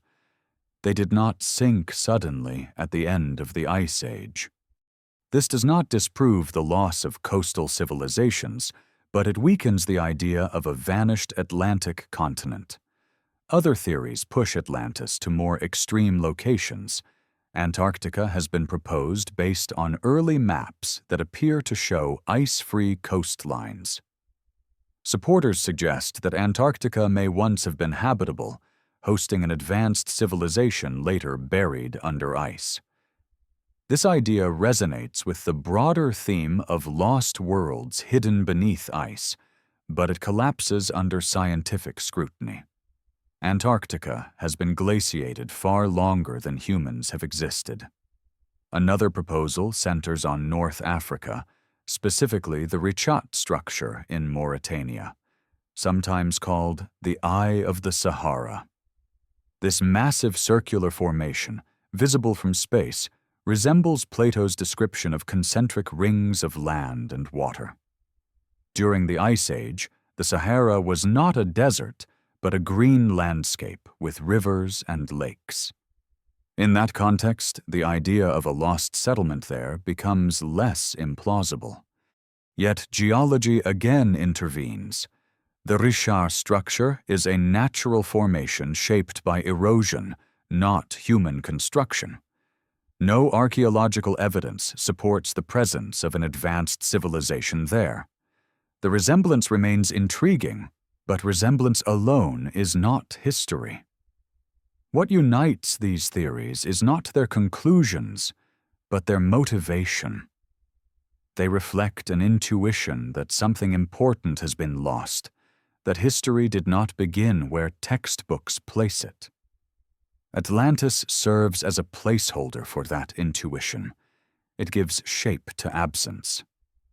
The more productive way to approach Atlantis is not as a treasure hunt, but as a lens. When viewed against the backdrop of the Ice Age transition, Atlantis becomes a memory of drowned coastlines, displaced peoples, and erased knowledge. It embodies the fear that civilization can vanish completely, leaving only fragments behind. This fear is not unfounded. Modern coastlines are densely populated. Major cities sit at sea level. Rising oceans threaten them just as they threatened Ice Age settlements. The difference is not vulnerability, but scale of awareness. We know what is happening. Ancient peoples experienced it without explanation. Plato's insistence that Atlantis was forgotten everywhere except Egypt highlights another truth. Memory is uneven. Some cultures preserve records longer than others. Writing helps, but writing itself can be lost. Libraries burn. Languages die. Even monumental stone erodes. In this sense, Atlantis is not unique. It is one of many lost places whose names are gone. Most ancient settlements will never be remembered individually. Their existence will be inferred from submerged tools, scattered bones, and mythic echoes. Atlantis survives because it was written down, not because it was singular. The persistence of the Atlantis story across centuries suggests that it speaks to something fundamental. It warns that power does not guarantee survival. It cautions against arrogance. But more deeply, it acknowledges environmental fragility. A civilization can be advanced and still be at the mercy of forces beyond its control. Seen this way, Atlantis is not a contradiction of science. It complements it. Science describes how seas rose and climates shifted. Atlantis describes how that felt. Science measures meters and millennia. Atlantis compresses loss into a single night. When geology, archaeology, and myth are allowed to inform one another, the picture that emerges is not one of fantasy, but of humility. The past was not empty.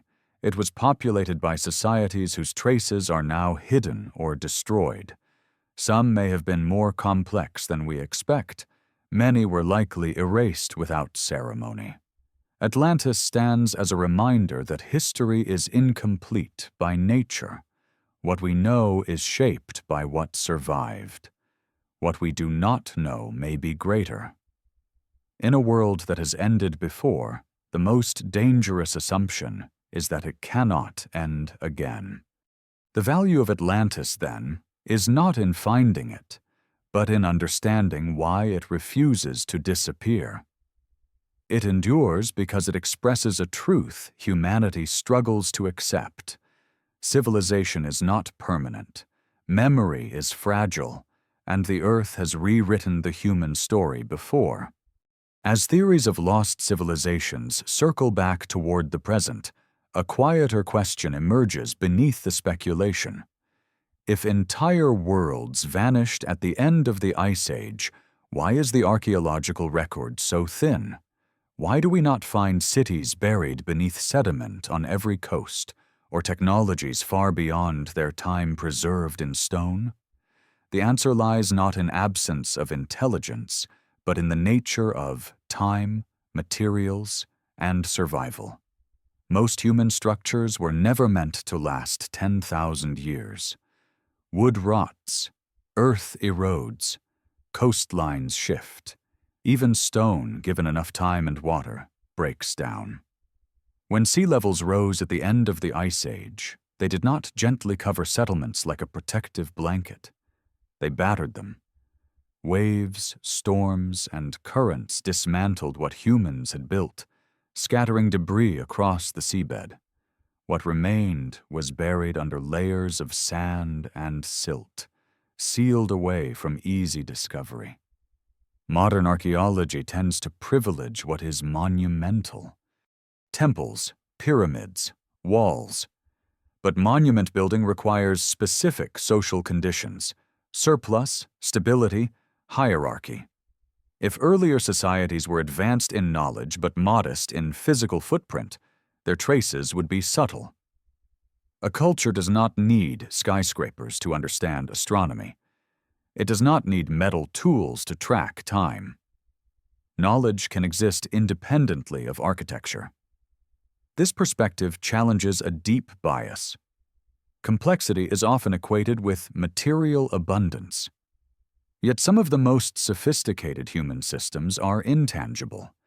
Navigation by stars leaves no ruins. Oral calendars leave no artifacts. Social structures based on knowledge transmission rather than conquest leave little to excavate. When catastrophe strikes, these intangible systems vanish first. Teachers die, traditions break, oral chains snap. What survives are objects, and only those made of durable materials. This creates a distorted mirror of the past. We see tools, not thoughts. We find bones, not beliefs. The Ice Age transition was particularly hostile to preservation. Rising seas destroyed coastal settlements, the most likely hubs of early complexity. Inland, climate instability forced migration, leaving behind campsites that were reused, scavenged, or eroded. What remains often looks simple because complexity resided elsewhere.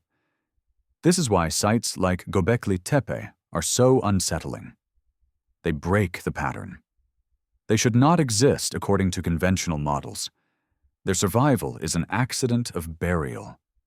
Had they not been deliberately covered, erosion would have erased them long ago. How many similar sites were never buried, never protected, and simply disappeared? Underwater archaeology offers hints. As technology improves, sonar mapping and submersibles reveal ancient river systems, submerged terraces, and anomalous stone arrangements on continental shelves. These findings are often ambiguous. Nature produces patterns that resemble human work. Distinguishing between the two is difficult, especially after millennia of submersion. Skepticism is necessary. The human tendency to see intention where none exists is well documented. Yet skepticism can harden into dismissal. When every submerged structure is explained away without investigation, the possibility of loss is never tested. The ocean remains a blind spot in human history. The challenge is compounded by scale. The continental shelves, once dry land, cover millions of square kilometers. Surveying even a fraction of them thoroughly would take centuries. Many regions are politically unstable, technologically inaccessible, or simply too vast. What we know is a sample, not a census. This limitation has consequences. It encourages a narrative in which civilization appears suddenly on land, fully formed, without predecessors. The absence of evidence is mistaken for evidence of absence.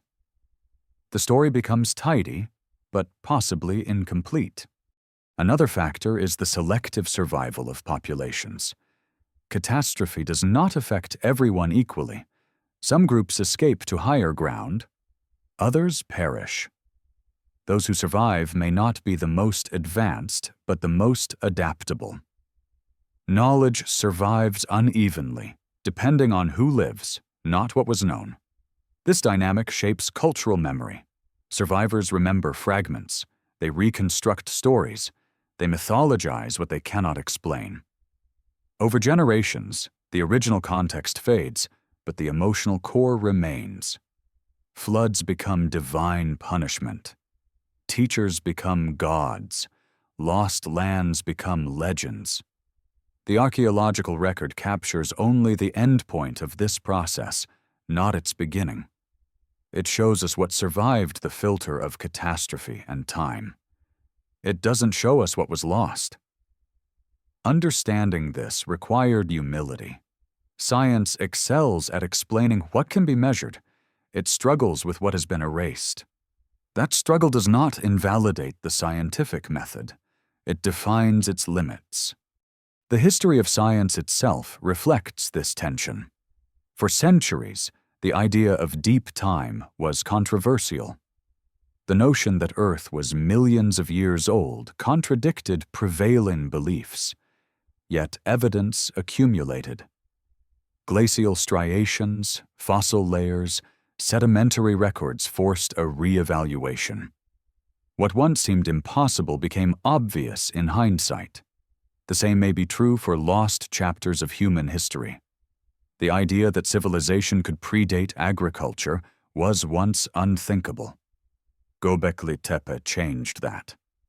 The idea that humans lived along now submerged coastlines was once speculative. Doggerland confirmed it.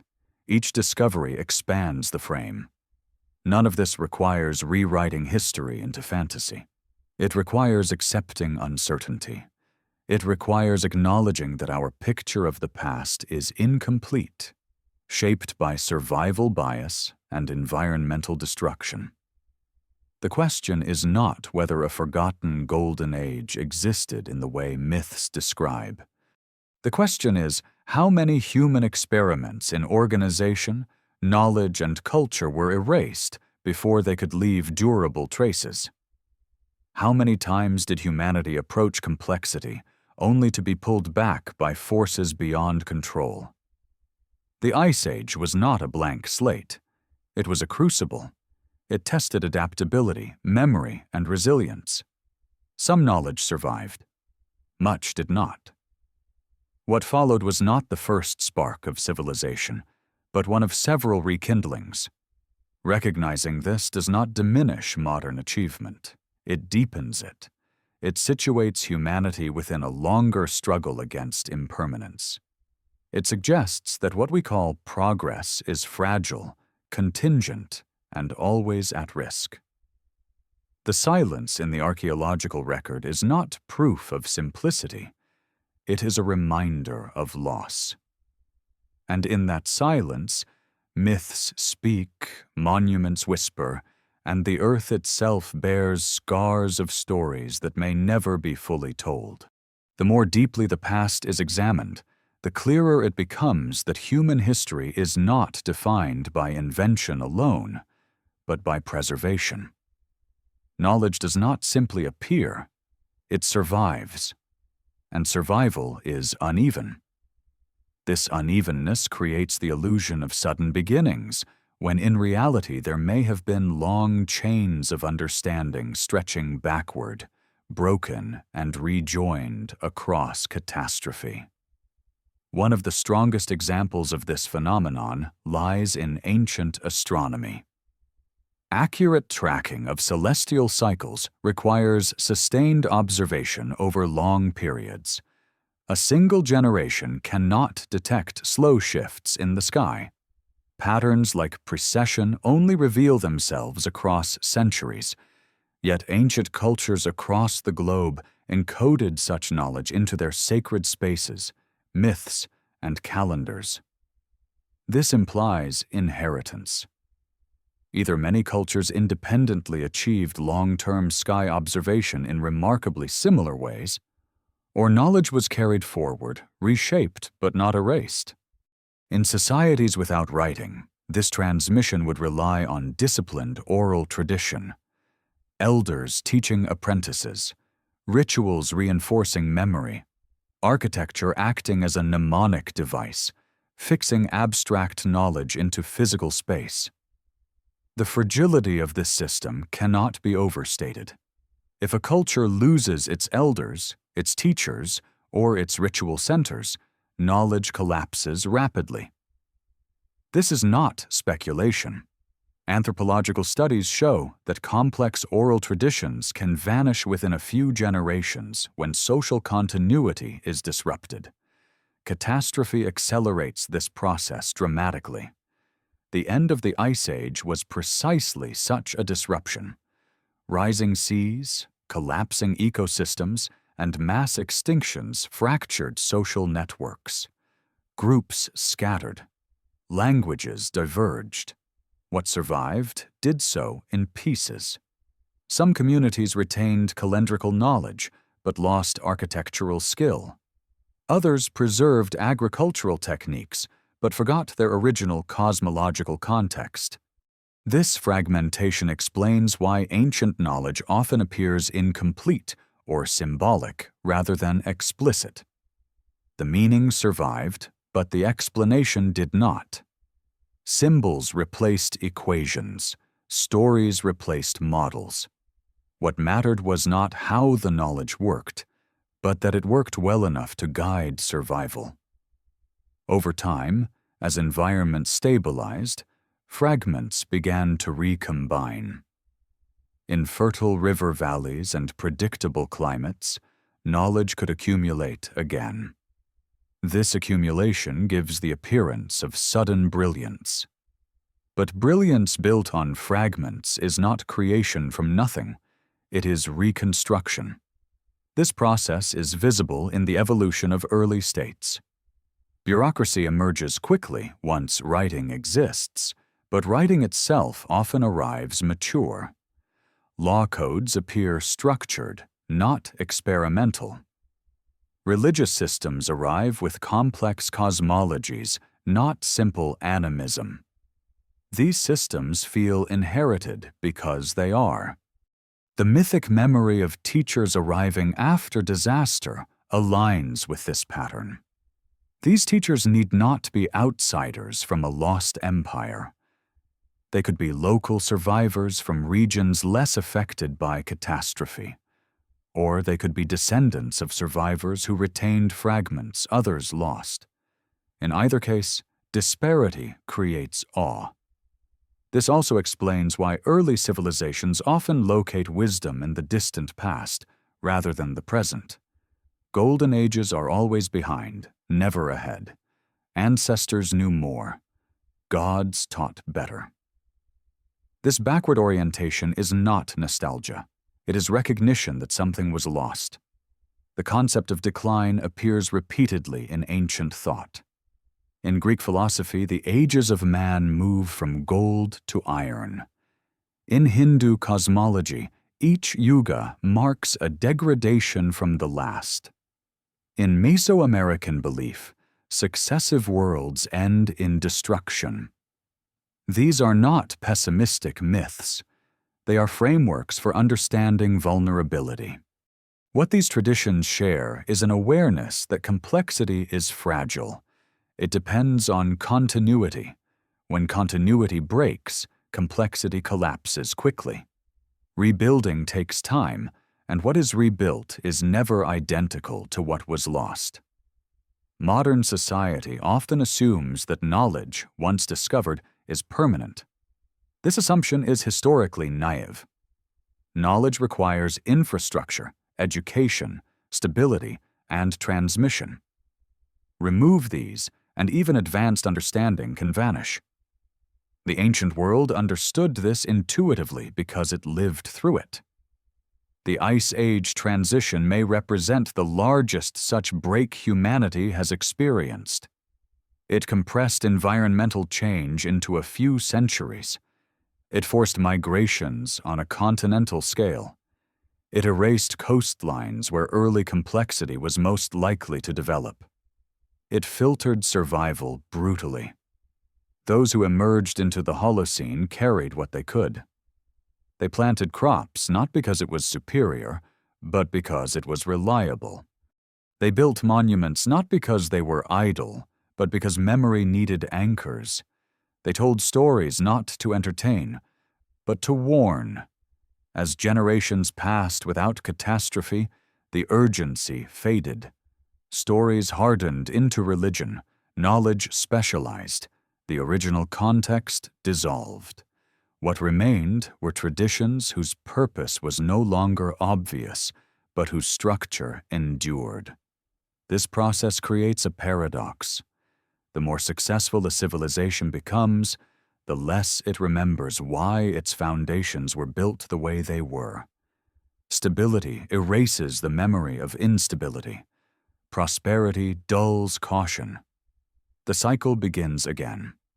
Seen from this perspective, the search for a single lost civilization misses the point. Loss does not require global empires. It requires discontinuity. Many small, sophisticated systems can vanish without leaving a unified trace. Their knowledge disperses into myth, practice, and architecture, stripped of origin. The deep past may not hide one Atlantis, but many unnamed ones, coastal cultures, river societies, knowledge networks tied together by trade, marriage, and ritual. When the Ice Age ended, these networks fractured. Some nodes survived, others drowned. What we inherit today is a palimpsest, a surface written over many times. The deepest layers are faint, distorted, and incomplete. Yet they influence everything built above them. Our calendars, myths, measurements, and fears carry echoes of a world that learned, too late, how fragile permanence is. Recognizing this does not require abandoning scientific rigor. It requires expanding imagination within evidence.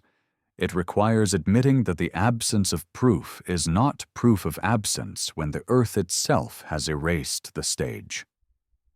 Human history is not a straight ascent from ignorance to knowledge. It is a negotiation with loss.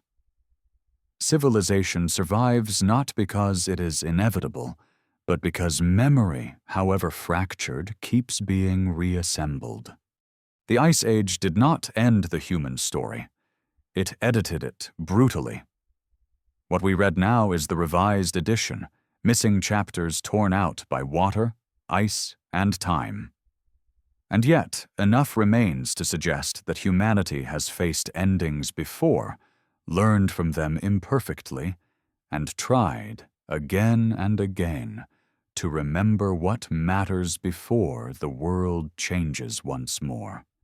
As the distant past fades into sediment and symbol, the implications of this long pattern begin to turn uncomfortably toward the present.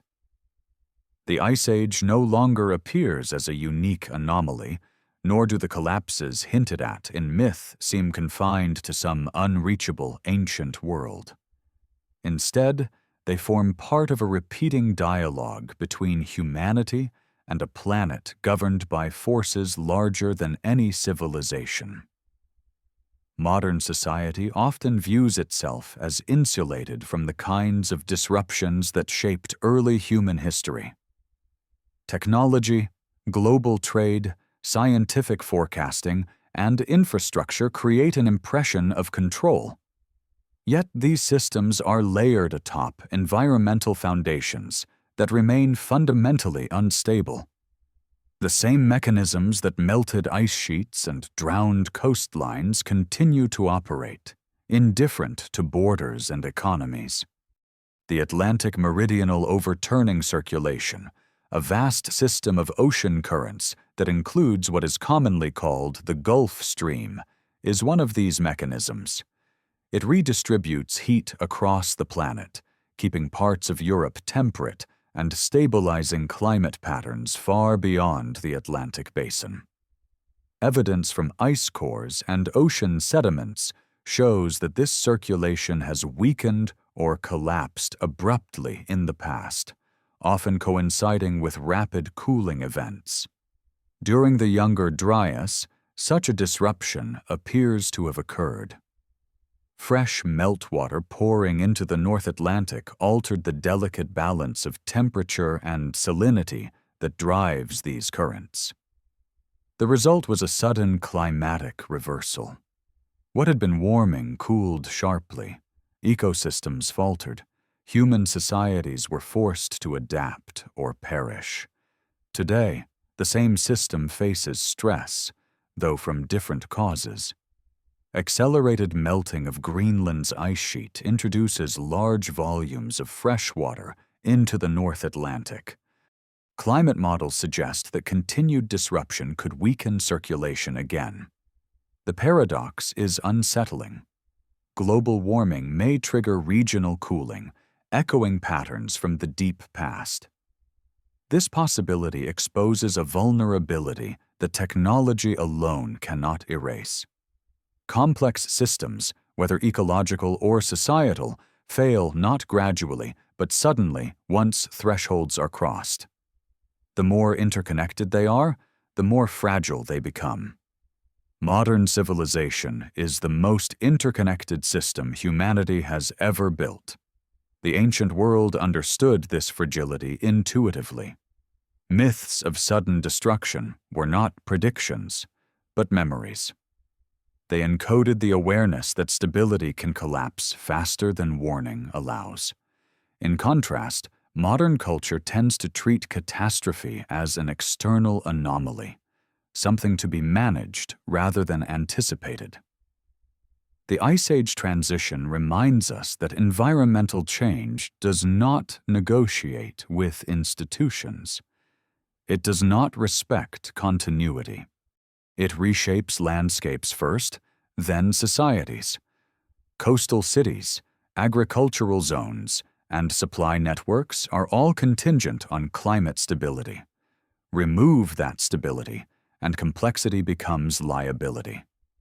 This does not imply inevitability. Human awareness and scientific understanding provide tools earlier societies lacked. Yet awareness alone does not guarantee resilience. The challenge is not knowledge of risk, but integration of memory into decision-making. Ancient cultures preserved warnings in myth and monument because forgetting was fatal. Modern societies often archive warnings in reports that are read, debated, and shelved.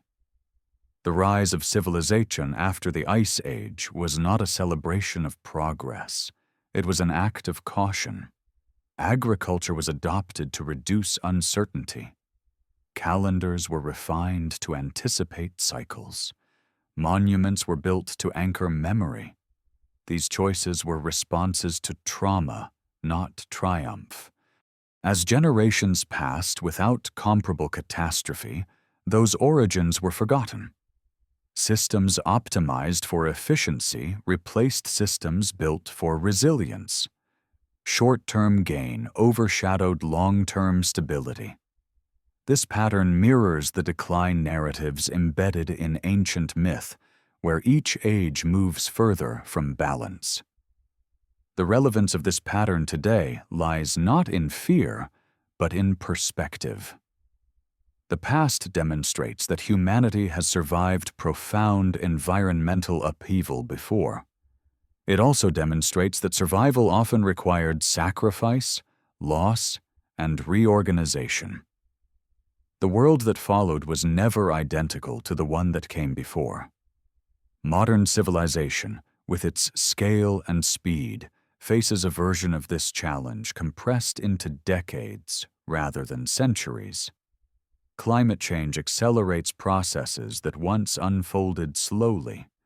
Sea level rise threatens coastal populations numbering in the hundreds of millions. Ecosystem collapse disrupts food systems globally. The margin for adaptation narrows. In this context, the idea of lost civilizations is no longer abstract. It becomes a mirror. It asks whether future societies might look back on the present as another buried layer, another incomplete record shaped by what survived disaster rather than what was achieved. The archaeological silence that surrounds earlier collapses warns against complacency.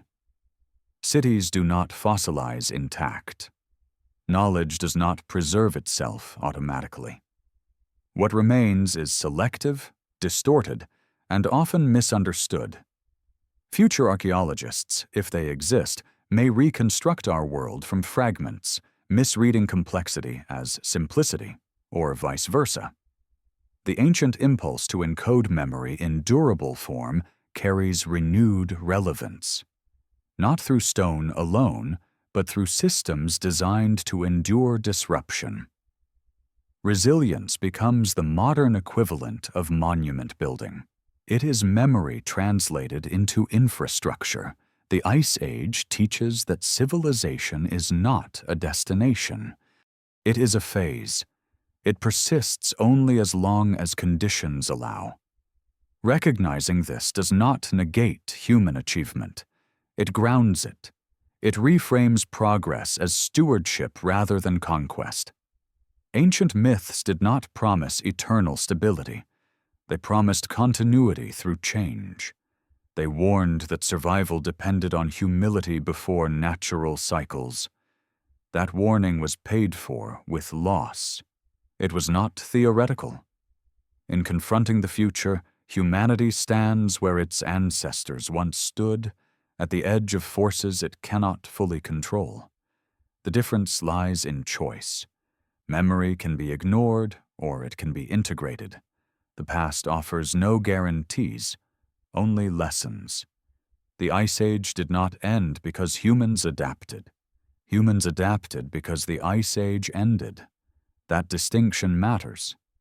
It reminds us that resilience is response, not command. The Earth sets the terms. Whether modern civilization becomes another lost chapter depends not on avoiding change, but on remembering how often the world has already rewritten the human story. The deeper lesson of the Ice Age is not about ancient catastrophe. It is about the cost of forgetting that catastrophe ever happened. When all fragments are placed side by side, a pattern emerges that is less about mystery and more about continuity under pressure. The Ice Age, the floods, the lost lands, the myths, the monuments, and the sudden appearances of knowledge do not point toward a single hidden empire waiting to be rediscovered. They point toward something more subtle and more unsettling. Humanity has always lived on borrowed stability. Every major advance in human organization appears during rare windows of environmental calm. These windows are not guaranteed. They open, persist for a time, and close. During them, populations grow, knowledge accumulates, and complexity flourishes. When they close, what follows is not a clean collapse, but fragmentation. Some people survive with knowledge. Others survive without it. Many do not survive at all. This uneven survival shapes everything that comes next. History becomes asymmetric. Memory concentrates in certain regions and vanishes in others. What remains looks miraculous because its context is gone. Writing appears suddenly. Astronomy seems too advanced. Architecture seems premature. The illusion of sudden genius replaces the reality of interrupted inheritance. The end of the Ice Age represents the most recent and most dramatic example of this process on a global scale. Sea levels rose, ecosystems reorganized, megafauna disappeared, coastlines drowned. These were not isolated events. They were interconnected stresses unfolding over centuries that felt instantaneous to those experiencing them. Human societies responded not with uniform collapse, but with selective adaptation. Groups that depended on rigid systems failed. Groups that retained flexibility survived. Knowledge persisted where people did, not where it was created. This distinction matters. It explains why memory often appears divorced from place. The survivors of such transitions do not rebuild the world they lost. They build a new one, constrained by what remains. Tools change. Beliefs adapt. Knowledge is simplified or encoded symbolically. What cannot be maintained is mythologized. What can be practiced survives. This process produces civilizations that look young but think old. They carry ancient fears, rituals, and obsessions without always knowing why. Calendars remain sacred. The sky remains authoritative. Flood stories repeat. The past is revered as wiser than the present. From this perspective, the question of whether advanced civilizations existed before the Ice Age becomes secondary. What matters is that advanced understanding existed in fragments and survived unevenly. Complexity does not require global empires. It requires continuity, and continuity is fragile. Modern humans often underestimate this fragility because we inherit the benefits of uninterrupted transmission. Writing, printing, digital storage, and global education networks create the illusion that knowledge is permanent. Yet these systems are recent, and they rely on stable energy, climate, and political order. Remove these supports, and knowledge contracts rapidly. The deep past shows this contraction clearly. Long chains of understanding snapped under stress. What survived did so because it could be embedded in ritual, story, and durable structure. Stone outlasted wood. Myth outlasted explanation. Memory outlasted detail. This survival bias shapes how history is reconstructed. Archaeology recovers what endured, not what mattered most. It finds walls, not worldviews, tools, not teaching, structures, not systems of thought. The result is a distorted picture in which earlier humans appear simpler than they may have been. Recognizing this distortion does not require abandoning evidence. It requires interpreting absence with caution. The Earth itself is an active participant in erasing history. Glaciers grind landscapes, oceans dismantle coastlines, forests reclaim settlements. Time is not neutral. The Ice Age transition demonstrates that the planet is capable of rewriting the human record almost completely. That fact alone undermines the assumption that current historical knowledge represents a comprehensive account of the past. It represents a survivorship sample. The value of myths, then, lies not in literal truth, but in continuity of experience. They preserve emotional memory across gaps where physical evidence is gone. They tell us what mattered to those who survived: water, fire, sky, warning, and renewal. These themes recur because the experiences that shaped them recurred. Civilization, seen through this lens, is not a straight ascent from ignorance. It is a repeated act of remembering under pressure. Each iteration inherits fragments of the last. Each believes itself new. Each forgets how close it is to forgetting everything. This does not diminish human resilience. It explains it. Humanity survives not because it avoids collapse, but because it adapts after collapse. The danger lies not in catastrophe itself, but in the assumption that catastrophe belongs only to the past. The Ice Age is often framed as prehistory, a distant backdrop before real history began. In truth, it is history's most important teacher. It shows that climate stability is rare, that environmental change drives social change, and that memory is humanity's most valuable resource.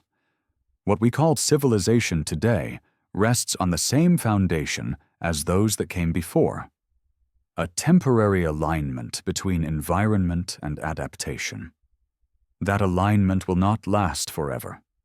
The question is not whether change will come, but whether memory will be preserved when it does. Ancient peoples answered this question with stone, story, and sky. They encoded warnings into culture itself.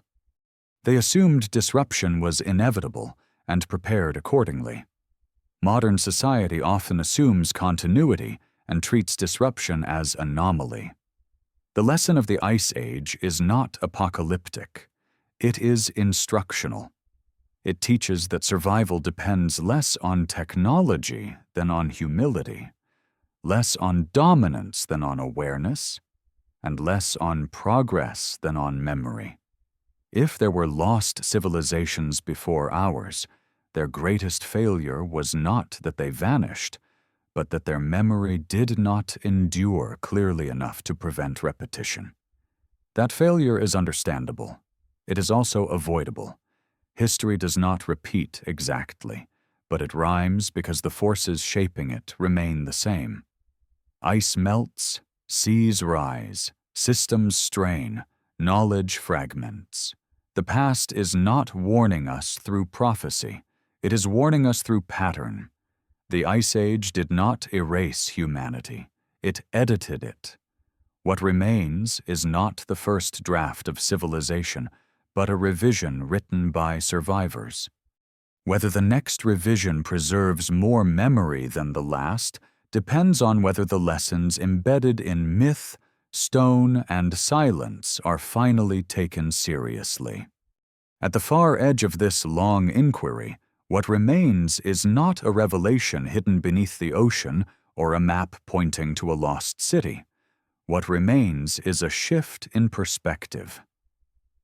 The Ice Age, once treated as a geological prelude to human history, emerges instead as a central chapter in the human story, one that shaped not only landscapes, but the structure of memory itself.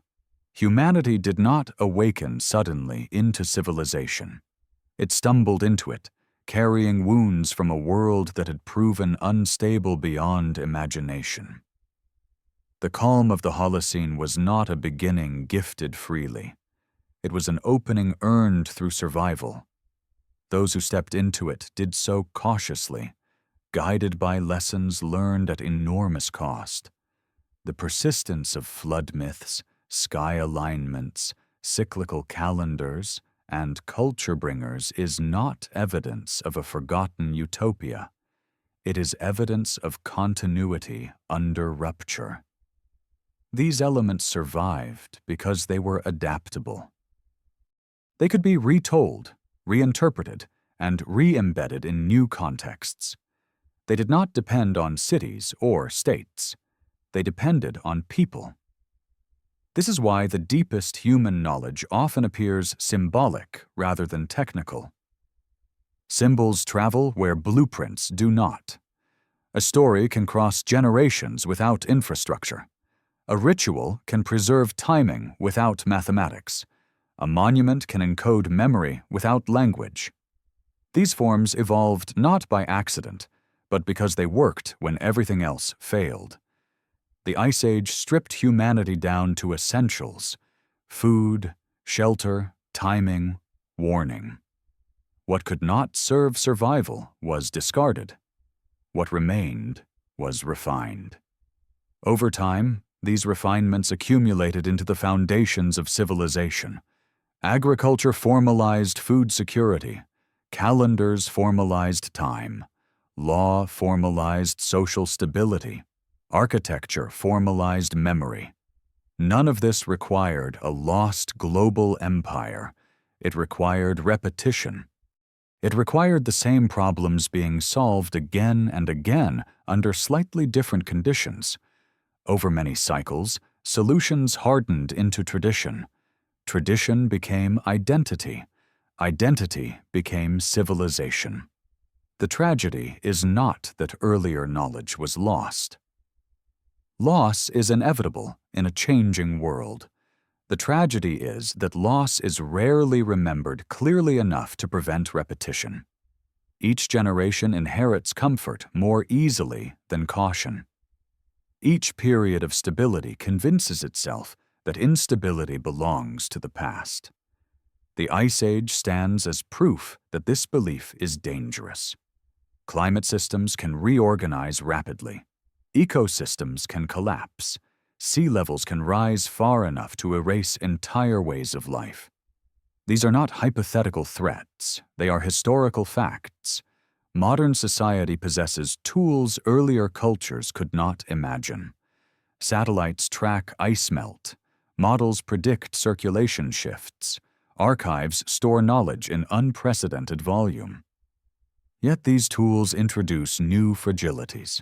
Digital memory depends on energy. Global supply chains depend on stability. Specialization increases efficiency but reduces adaptability. In this sense, modern civilization is both stronger and weaker than those that came before. Stronger in reach and understanding. Weaker in redundancy and resilience. Earlier societies assumed disruption and prepared culturally for it. Modern societies often assume continuity and treat disruption as a failure rather than a condition.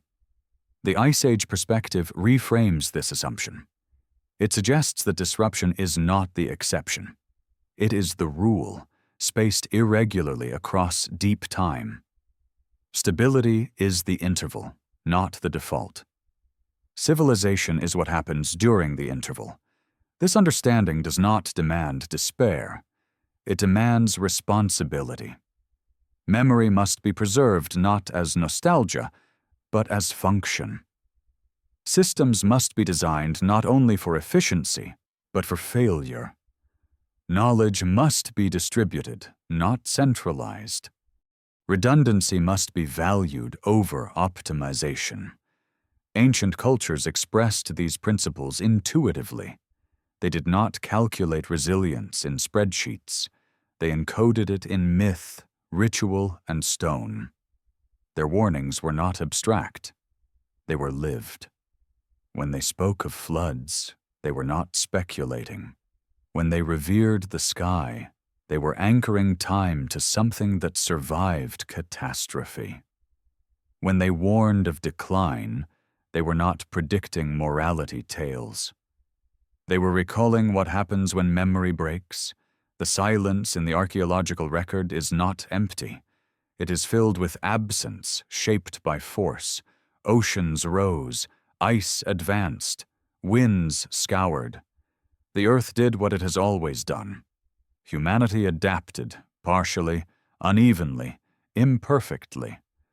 What exists now is not the first civilization. It is the current one. It carries echoes of those that came before, filtered through loss.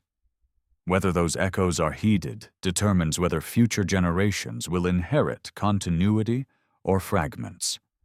The question at the end of this story is not about the past alone. It is about the role memory will play in the future. Will knowledge remain accessible when systems strain? Will warning survive when comfort dulls attention? Will humility outlast success? The Ice Age does not answer these questions. It poses them. It reminds humanity that the Earth does not care about narratives of progress. It responds only to physics, chemistry, and energy. Human stories must adapt accordingly. If there were civilizations before the Ice Age, they did not fail because they were ignorant. They failed because they were vulnerable to forces larger than themselves. That vulnerability remains. The most enduring lesson left behind is not carved in stone or written in myth. It is embedded in pattern. Civilizations rise when conditions allow. They fall when conditions change. What survives is not power, but adaptability. Not dominance, but memory. The Ice Age was not the end of the world. It was the end of a world. Humanity has lived through such endings before.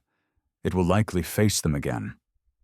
Whether the next ending leaves behind clearer memory than the last depends on choices made now, in a moment that feels stable only because the deeper cycles move slowly.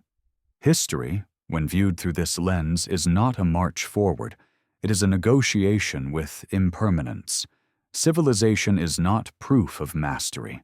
It is evidence of temporary alignment. The Ice Age stands behind all of it, not as myth, not as mystery, but as reminder. The ground beneath civilization has shifted before. It can shift again. What endures is not what is built highest, but what is remembered longest. That, more than any lost city, is what the deep past leaves behind.